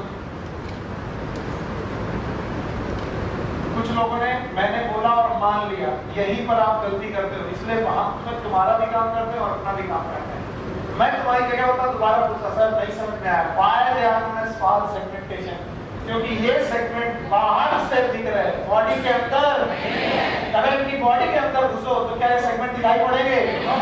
तो केवल एक्सटर्नल सेगमेंट है, एक्सटर्नल सेगमेंट है मतलब बॉडी के बाहर दिखाई पड़ रहे हैं, and that's why it is known as false segmentation, that is also known as pseudo-metamerism. ये जो hooks और suckers हैं, ये अटैचमेंट का काम करते हैं, अटैचमेंट। जब भी पैरासाइट हमारी आंख में रहेगा तो वो हमारी आंख में चपक के रहेगा, और उसको चिपकाने के लिए hooks और suckers की जरूरत पड़ती है। तो जो वॉर्म मैंने आपके सामने बनाया है, it is known as flat worm, also known as पीताम्रमी। सुना है आपने? नहीं सुना? सुना है तो याद रखना, इनकी मॉर्फोलॉजी में स्यूडो सेगमेंटेशन पाए जाते हैं। ठीक इसी तरीके का एक और ऑर्गेनिज्म आपकी बॉडी में बना है, जो पत्ती की तरह दिखाई पड़ रहा होगा, लीफ लाइक ऑर्गेनिज्म दिखाई पड़ रहा होगा, उसके पास भी बेटा सर्कस है, और उसकी बॉडी भी फ्लैट दिख रही होगी। तो इनकी मॉर्फोलॉजी डॉर्सली वेंट्रली फ्लैटेड हो सकती है, और अगर उनमें सेगमेंटेशन मिले भी तो ट्रू सेगमेंटेशन मिलेंगे कि बेटा सूडो सेगमेंटेशन? Pseudo segmentation. और बॉडी डॉर्सल और वेंट्रल दोनों तरफ से कैसी होगी? हाँ? अब एक बात जो बहुत गौर से सुनना, इनकी body wall, this body wall और एलिमेंट्री कैनाल, एलिमेंट्री कैनाल का मतलब डाइजेस्टिव सिस्टम। इधर उधर मत देखो, ध्यान से आप, इनकी जो ये बॉडी वॉल है, बाहर से जो दिख रही है बॉडी वॉल, और इनका जो डाइजेस्टिव सिस्टम है, क्योंकि इन्होंने डाइजेस्टिव सिस्टम पहली बार बनाया है। अब मैं जिस बंदे के डाइजेस्टिव सिस्टम की बात कर रहा हूं वो टीनिया नहीं है, टीनिया में डाइजेस्टिव सिस्टम अपसेट है, अपसेट। लेकिन अगर किसी फ्लैट फॉर्म में डाइजेस्टिव सिस्टम है तो बॉडी वॉल और डाइजेस्टिव सिस्टम के बीच में आपको गैप सा दिख रहा होगा। एक्चुअली ये गैप प्रेजेंट ही नहीं है, इस गैप में कुछ टिश्यूज बेटा भरे हुए हैं, और these tissues are known as parenchyma। बोलो क्या नाम? तो बताओ इनकी बॉडी वॉल और एलिमेंट्री कैनाल के बीच में गैप है कि एब्सेंट है? एब्सेंट। कैसे बोलो? और इसीलिए इन्हें हम लोग बोलते हैं एसीलोमेट। कैसे बोलो? एसीलोमेट। अगर मैं ठीक टीचर होता तो मैं समझा पाता, लेकिन मैं ठीक टीचर नहीं, इसलिए कई बार समझा नहीं पाता। सीलोम की अवधारणा, सीलोम का कॉन्सेप्ट तब चालू हुआ जब क्या बना? फिर से बोलो, कल पढ़ा दूंगा, फिर बोलो। सीलोम की अवधारणा कब पैदा हुई? जब क्या बना? Digestive system. फिर से बोलो, मतलब कोरिफेरा में डाइजेस्टिव सिस्टम है?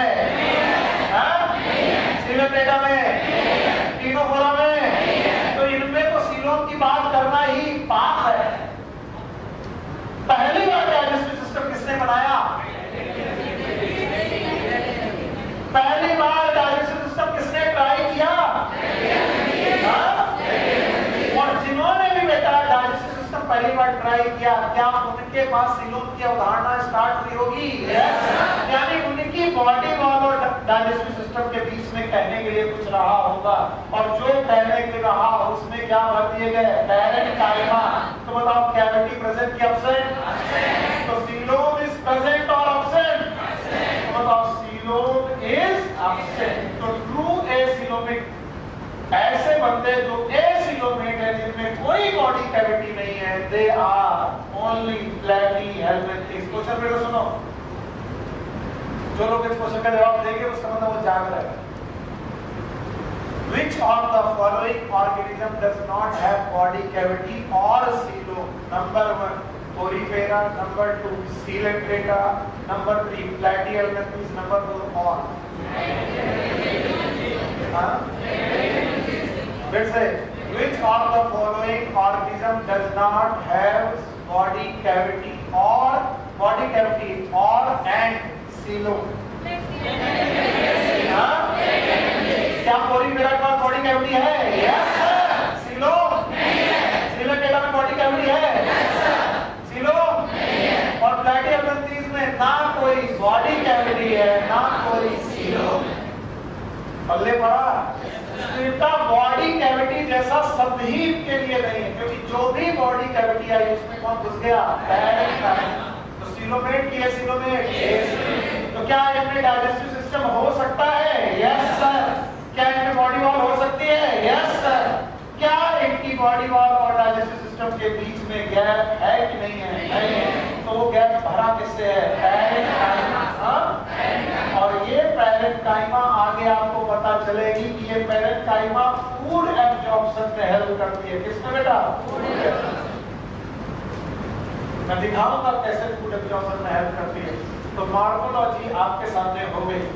मॉर्फोलॉजी पढ़ने के बाद हम लोग आगे चलेंगे लाइफ प्रोसेस में।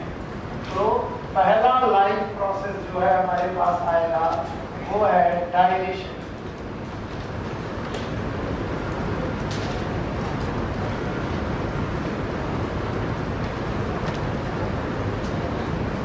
याद रखना, इन लोगों ने पहली बार डाइजेस्टिव सिस्टम बनाया। यस, प्लैटीहेलमिंथी के पास डाइजेस्टिव सिस्टम बना, लेकिन डाइजेस्टिव सिस्टम जो था वो इनकम्प्लीट बना। और जो बेटा इनकम्प्लीट डाइजेस्टिव सिस्टम है, इसका मतलब उसमें माउथ तो है, only mouth, there is no anus. यानी उनके पास माउथ तो है, एनस नहीं है। तो बताओ इनकी एलिमेंट्री कैनाल का प्लान कैसा है? बोलो कैसा? लाइन्स है। क्या ये प्लान एक बार आप देख चुके हो? कहां पर? लेकिन सीलेंट्रेटा में जो लाइन्स एक प्लान था वो डाइजेस्टिव सिस्टम का था कि बॉडी का था? बॉडी का। और यहाँ पर बॉडी का प्लान है कि डाइजेस्टिव सिस्टम? डाइजेस्टिव। और इसमें माउथ तो है लेकिन क्या नहीं है? एनस। मैं जब आपके साथ तरह पढ़ता था तो मुझे बहुत ज्यादा क्यूरियोसिटी रहती थी कि यार अगर डाइजेस्टिव सिस्टम इनकम्प्लीट है तो ये लोग डाइजेशन कैसे करते होंगे सर, और बचा हुआ एक्सट्रैक्ट मटेरियल को कैसे सर एक्सक्रीट करते होंगे, इजेस्ट करते होंगे? जरूरत नहीं है। क्यों जरूरत नहीं है? क्योंकि दे आर पैरासाइट, और ये हमारी आंत में रह रहे हैं, इंटेस्टाइन में रह रहे हैं, या फिर ब्लड में रह रहे हैं, या फिर लिम्फ में रह रहे हैं। तो याद रखना, इंटेस्टाइन, ब्लड और लिम्फ में इन्हें ऑलरेडी डाइजेस्टेड फूड मिल रहा, ऑलरेडी डाइजेस्टेड फूड। और जो ऑलरेडी डाइजेस्टेड फूड को खा रहा है उसे खाने को डाइजेस्ट करने की जरूरत नहीं है। तो वो खाने का केवल क्या करते हैं? एब्जॉर्प्शन। बोलो क्या? तो वो एब्जॉर्प्शन वो बॉडी वॉल से भी कर सकते हैं, माउथ से भी कर सकते हैं। अगर बॉडी वॉल से एब्जॉर्प्शन किया तो एलिमेंट्री कैनाल तक पहुंचने के लिए बीच में क्या पड़ता है? पैरेन्काइमा। बोलो क्या? मैंने बताया था कि पैरेन्काइमा भी किसमें हेल्प करेंगे? Absorption of food. आपको बताता चलो कि टीनिया सोलियम नाम का प्राणी है, Taenia solium, also known as tape worm. इस बंदे के पास there is no digestive system.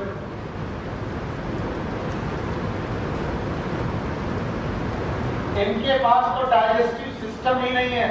और क्यों डाइजेस्टिव सिस्टम नहीं है? क्योंकि ये जहां रहते हैं उसका नाम है इंटेस्टाइन। वो लोग कहां रहते हैं? इंटेस्टाइन। और इंटेस्टाइन में हम लोग क्या करते हैं? ब्लड पैदा करते हैं। बताओ, हम लोगों ने जो खाना खाया वो खाना हमने कहां पर पचाया? इंटेस्टाइन। और इंटेस्टाइन में डाइजेस्टेड फूड के ऊपर कौन रह रहा है?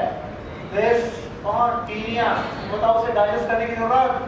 तो डाइजेस्टेड फूड को केवल क्या करना है? एब्सॉर्ब। और उसके बाद क्या नहीं है? डाइजेस्टिव सिस्टम है। तो उसको माउथ वाला पोर्शन भी नहीं है। तो ये खाना एब्सॉर्ब कैसे करते होंगे? Through body surface. इसका मतलब एलिमेंट्री कैनाल की जरूरत किसे नहीं है? तो बताओ, डाइजेस्टिव सिस्टम हमेशा प्रेजेंट रहेगा? No, may present, may not present. लेकिन जिनमें प्रेजेंट है उनमें कंप्लीट, इनकम्प्लीट, इनकम्प्लीट, कंप्लीट। भाई जवाब नहीं आ रहा। बताओ, फैटी एलिमेंट्स के हर मेंबर में डाइजेस्टिव सिस्टम होगा? बताओ, कौन ऐसा बंदा है जो फैटी एलिमेंट्स का डाइजेस्टिव सिस्टम नहीं है? बोलो। टीनिया, क्या इसके पास डाइजेस्टिव सिस्टम है? नहीं। क्या लिवर फ्लूइड पे हो सकता है? यस। लेकिन जो होगा तो कंप्लीट होगा कि इनकम्प्लीट? और आप इनकम्प्लीट से क्या समझते हैं? इनकम्प्लीट से समझते हैं कि उसमें क्या होगा, क्या नहीं होगा। इसका मतलब इनका मेन काम डाइजेशन होगा कि एब्जॉर्प्शन है, या फिर पार्शियल डाइजेशन, बस। इसके अलावा कुछ नहीं। तो पहला लाइफ प्रोसेस हो गया डाइजेशन का। हटा दो। बताओ, क्या ये पहले बंदे हैं जिन्होंने डाइजेस्टिव सिस्टम ट्राई किया? जवाब नहीं आएगा तो सब मरोगे। डाइजेस्टिव सिस्टम सबसे पहले किसने ट्राई किया? Fatty elements. क्या फैटी एलिमेंट्स के हर मेंबर के पास डाइजेस्टिव सिस्टम है? तो बताओ, क्या टीनिया सोले में डाइजेस्टिव सिस्टम है? पर जिनके पास भी है वो कंप्लीट है कि इनकम्प्लीट? और इनकम्प्लीट का मतलब उनके पास क्या है और क्या नहीं है? तो माउथ है और क्या नहीं है? तो कंप्लीट है कि इनकम्प्लीट? इनकम्प्लीट। प्लांट का नाम ब्लाइंड सेल प्लांट। बताओ, टीनिया सोजन जैसे बंदों के पास अगर डाइजेस्टिव सिस्टम नहीं है तो क्या वो खाना नहीं खाते? अगर खाते हैं तो बताओ, डाइजेशन की एब्जॉर्प्शन है। आगे देखो, डाइजेशन के बाद दूसरा प्रोसेस है रेस्पायरेशन।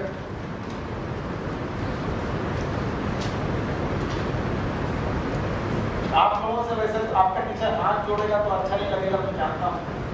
मैं हाथ जोड़ के मतलब समझो कि मैं जोड़ रहा हूँ। ये चैप्टर ऐसे हैं जिनको पढ़ा नहीं अगर मेरे पढ़ाने के बाद, तो ये सब्लिमेशन करते हैं। What is sublimation? कोई मैटर ऐसा सुना है जो सीधे सॉलिड से सीधे वेपर बना दे? सब्लिमेशन है। तो ये जाते तो सॉलिड ग्रुप में यहाँ पर रुकते इधर गया और कल उधर जब लौट के आओगे क्या पढ़ाया था? कुछ नहीं पढ़ा।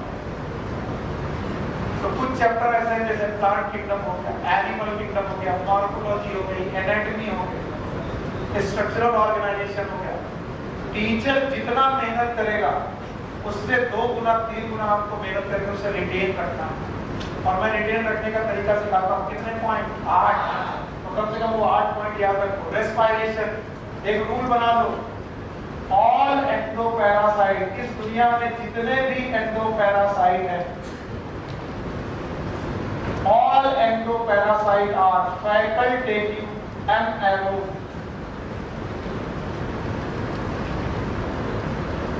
anaerobes. They respire in absence of oxygen.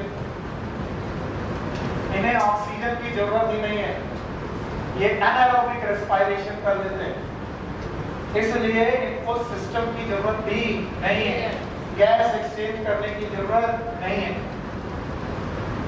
All the endoparasaite are facultative anaerobes. So they respire in absence of oxygen. So generally respiration की जरूरत नहीं है। पर अगर कोई फ्री लिविंग हुआ, अगर फ्री लिविंग हुआ और रेस्पायरेशन की जरूरत हुई, तो बताओ what is GPS? General body surface. इसके बाद सर्कुलेटरी के बारे में कुछ नहीं लिखना, बट एक्सक्रीटरी के बारे में लिखना है, बहुत संभाल के लिखना। जो भी मैं पढ़ा रहा हूँ बहुत ध्यान से लिखना। ये पहले ऑर्गेनिज्म है, द फर्स्ट ऑर्गेनिज्म जिन्होंने एक्सक्रीशन के लिए एक स्ट्रक्चर बनाया। चलो मैं पूछता हूँ, कोरी मेरा general body surface, select data, Ctenophora, but these are the first animal जिन्होंने एक सेल बनाई और वो सेल फ्लेम जैसी दिखती है। It look like flame, and that's why this cell is known as flame cell, also known as protonephridia.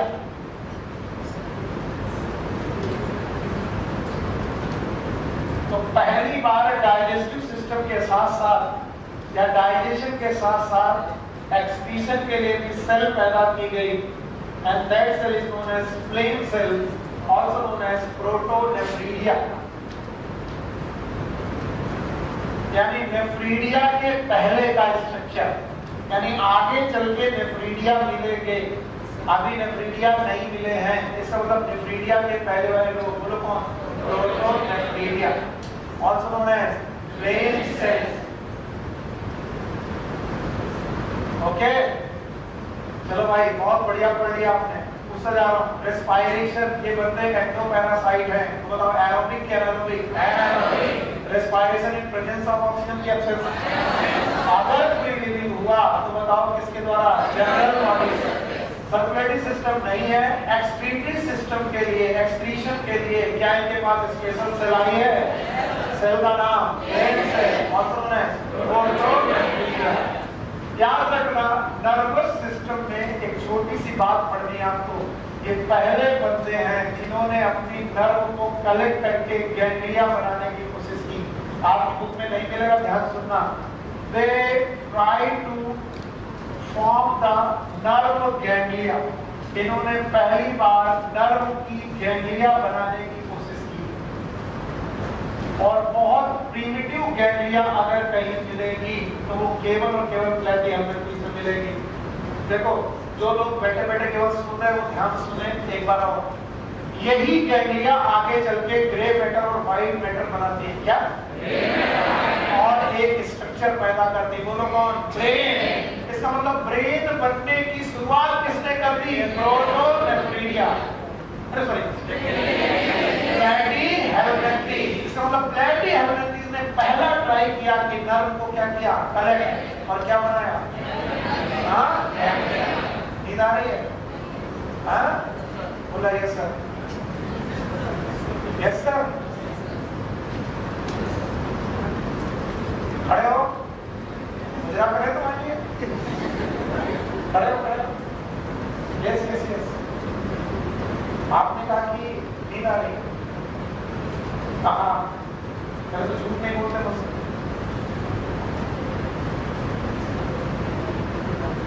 क्या करें, नाच के पढ़ाने?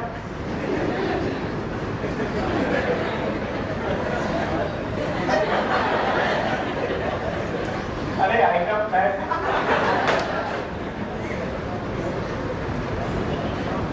जितनी जिम्मेदारी मेरी है उससे 2 गुना जिम्मेदारी आपकी है। हर चीज में एंटरटेनमेंट नहीं होता। Ganglia ganglia ganglia ganglia. हाँ यार, बड़ा अच्छा पढ़ा रहा है। और हमने क्या बोला कि नर्व जब कलेक्ट होती है, क्या तो बेटा गांठ जैसा स्ट्रक्चर बनता है। नाम बताओ। तो गैंग्लिया बनने की शुरुआत क्या सीलेक्ट डेटा ने की? जीनोफोरा ने की? किसने की? यही गैंग्लिया आगे डेवलप होते होते क्या बनेगी? हम लोग क्या रखते हैं? Brain is nothing but the collection of nerve. किस फॉर्म में? 2, एक ऑन ग्रे मैटर और एक on white matter. Fibre is white matter और साइटोन इज। तो अगर कॉन्सेप्ट समझना चाहते हो तो सोचो कि ब्रेन की शुरुआत अभी हुई नहीं है, लेकिन ब्रेन की गैंग्लिया जैसा स्ट्रक्चर सबसे पहले कहां पर बना? अब ध्यान सुनो, रिप्रोडक्शन, क्या बताएं और कैसे बताएं, है ना? बताओ ये यूनिसेक्सुअल है कि बाइसेक्सुअल? यूनिसेक्सुअल की बाइसेक्सुअल? बाइसेक्सुअल मतलब मोनोइसियस की डाइसियस? हाँ? अच्छा बताओ क्या इन्हें हर्माफ्रोडाइट बोलेंगे? तो they are hermaphrodite.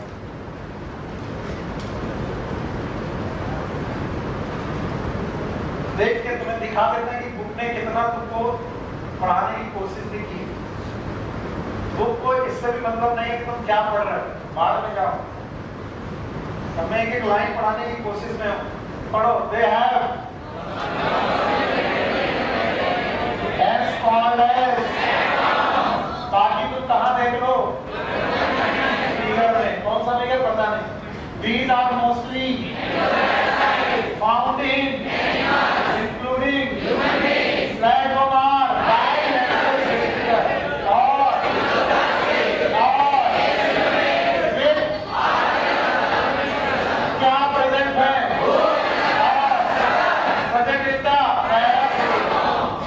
some of them absorb from the digestive route।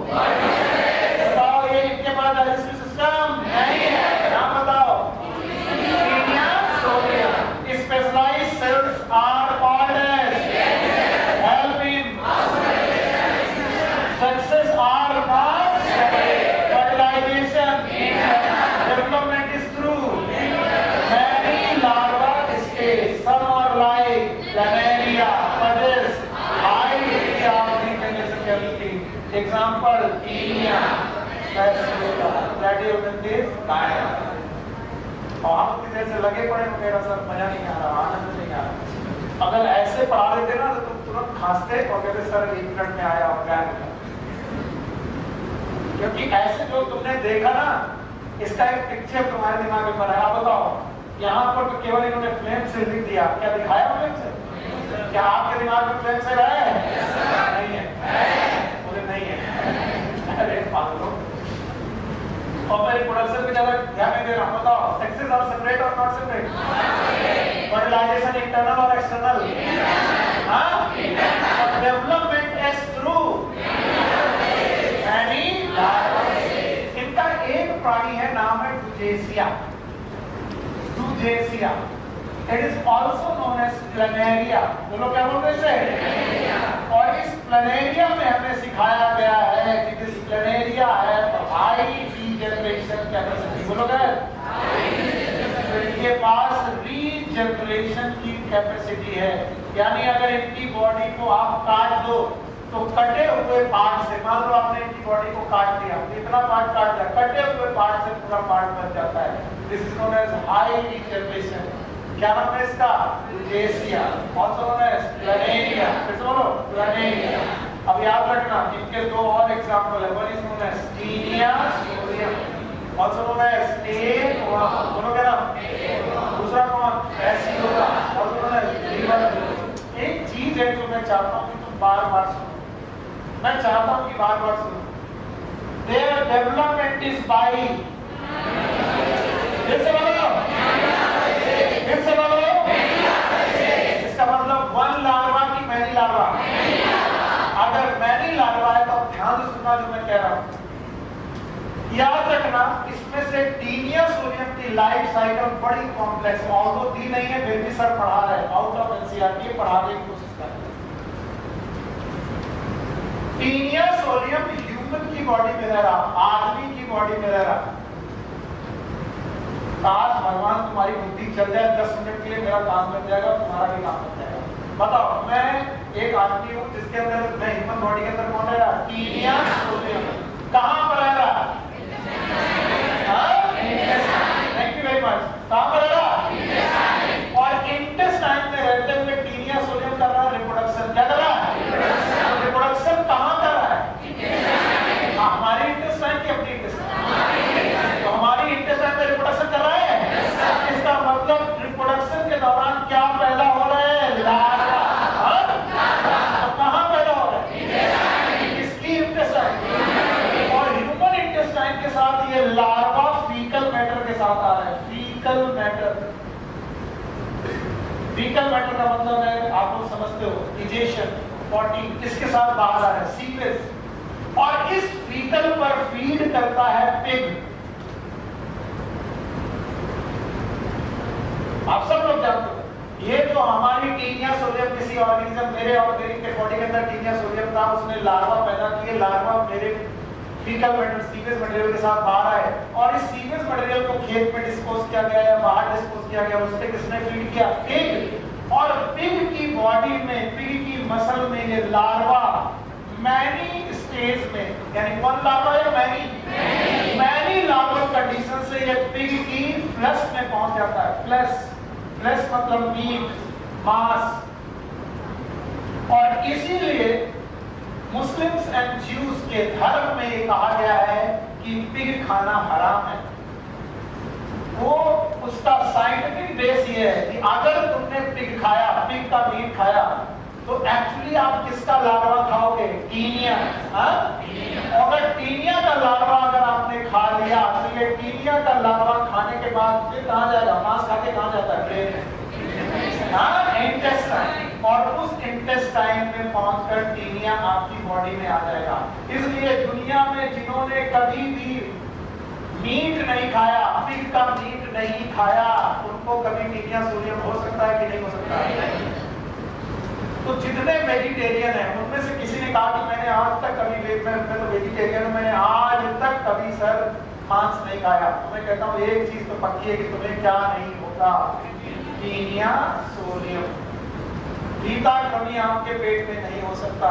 फिर से सुनो, फीता कभी ह्यूमन बॉडी की इंटेस्टाइन में रह रहा, इंटेस्टाइन में रिप्रोडक्शन कर रहा, लार्वा बना रहा, लार्वा फीकल मैटर के साथ आ रहे, पिग खा रहा है, पिग के मांस में लार्वा चला जा रहा है एबरेंट माइग्रेशन करके, और उस मांस में रहने के बाद जब उस मांस को खाया गया तो उस मांस से आपके स्टमक में गया और टीनिया सोडियम हो गया। याद रखना, हैम बर्गर में जो हैम है, it is nothing, it is pig meet. आप सोचो ना, हैम बर्गर खाया, सर मैं जर्मनी गया, तुमने हैम बर्गर खाया, पगले क्या खाया? सर मैंने पॉर्क खाया, पॉर्क, ऐसे बोलते पता नहीं क्या खाया। पॉर्क इज नथिंग, सुअर का मांस, इज पॉर्क, हैम, ये सब उसी का मांस है। और अगर किसी ने कहा सर मैं तो वहां गया तो सर दिल्ली, और दिल्ली में सर मैंने चिकन मोमोज खाए, पगले चिकन बताए तो मैं सुअर खिलाया गया है। आप जरा ध्यान से सुने, जिसकी वजह से मैंने ये पढ़ाया है, ध्यान से सुने। एक इनका लार्वा है, that larva is known as Cystis circus larva।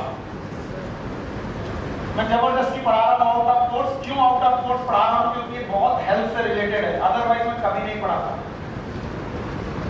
ये लार्वा मॉडिफाई होता है हमारे फीकल मैटर के लार्वा से, यानी फीकल मैटर में जो लार्वा है वो मॉडिफाई करके क्या बनाएगा? सिस्टीस सर्कस लार्वा। भैया ध्यान से सुनो, शायद काम है। तो ये सिस्टीस सर्कस लार्वा जो बना वो किसके लिए बना है? पिग के लिए। और पिग क्या खाता है? Faecal matter. धोखे से तुमने फीकल मैटर खा लिया, अब तुम कहेंगे छी गंदा घटिया टीचर, हम काहे फीकल मैटर खाए? यस, अगर आपने फीकल मैटर खा लिया you will behave like pig. इसका मतलब आपकी बॉडी में क्या आ जाएगा? टीनिया। और टीनिया का कौन सा लार्वा? सिस्टीस सर्कस। ध्यान सुनो, मैं तुम्हें बताता हूं तुम कैसे फीकल मैटर खाते हो। एक भैया है रामू, इनके पास गोलगप्पे का ठेला है। अब पहले ध्यान में, भाई लोग तो कब खाते हैं, पहले ध्यान में। ये गोलगप्पे का ठेला में एक पानी बना के रखते, बड़ा स्वादिष्ट पानी, गोलगप्पे का पानी। और इस गोलगप्पे के पानी को बनाने के लिए ये अपने यहाँ पर नल का पानी यूज करते हैं, नल का पानी। और इनका नल जहां पर लगा है वो अंडरग्राउंड पानी खींच रहा है। जहां नल लगा है उसी के बगल में लोग पॉटी करते हैं। ठीक है, सही है। स्लम्स की खास बात है, स्लम्स में यहीं पर पॉटी बनी हुई है, यहीं पर नल लगा हुआ है, इधर से तुम पानी भर के उधर जा रहे हो और खासकर इसी पानी को पी रहे हो। ये फीकल मैटर जमीन में गया, जिसका मतलब अगर किसी की पॉटी में लार्वा है तो लार्वा जमीन में चला जाए। ये रहा वो लार्वा जो सुअर के लिए बना था। फिर वो लार्वा पानी के थ्रू रामू के पास आया। रामू ने क्या बनाया? गोलगप्पे का पानी। और रामू ने जैसे गोलगप्पे का पानी हुआ, बहन जी आई, भैया कल वाले कम खट्टे थे। अच्छा बहन जी अभी देखता हूँ।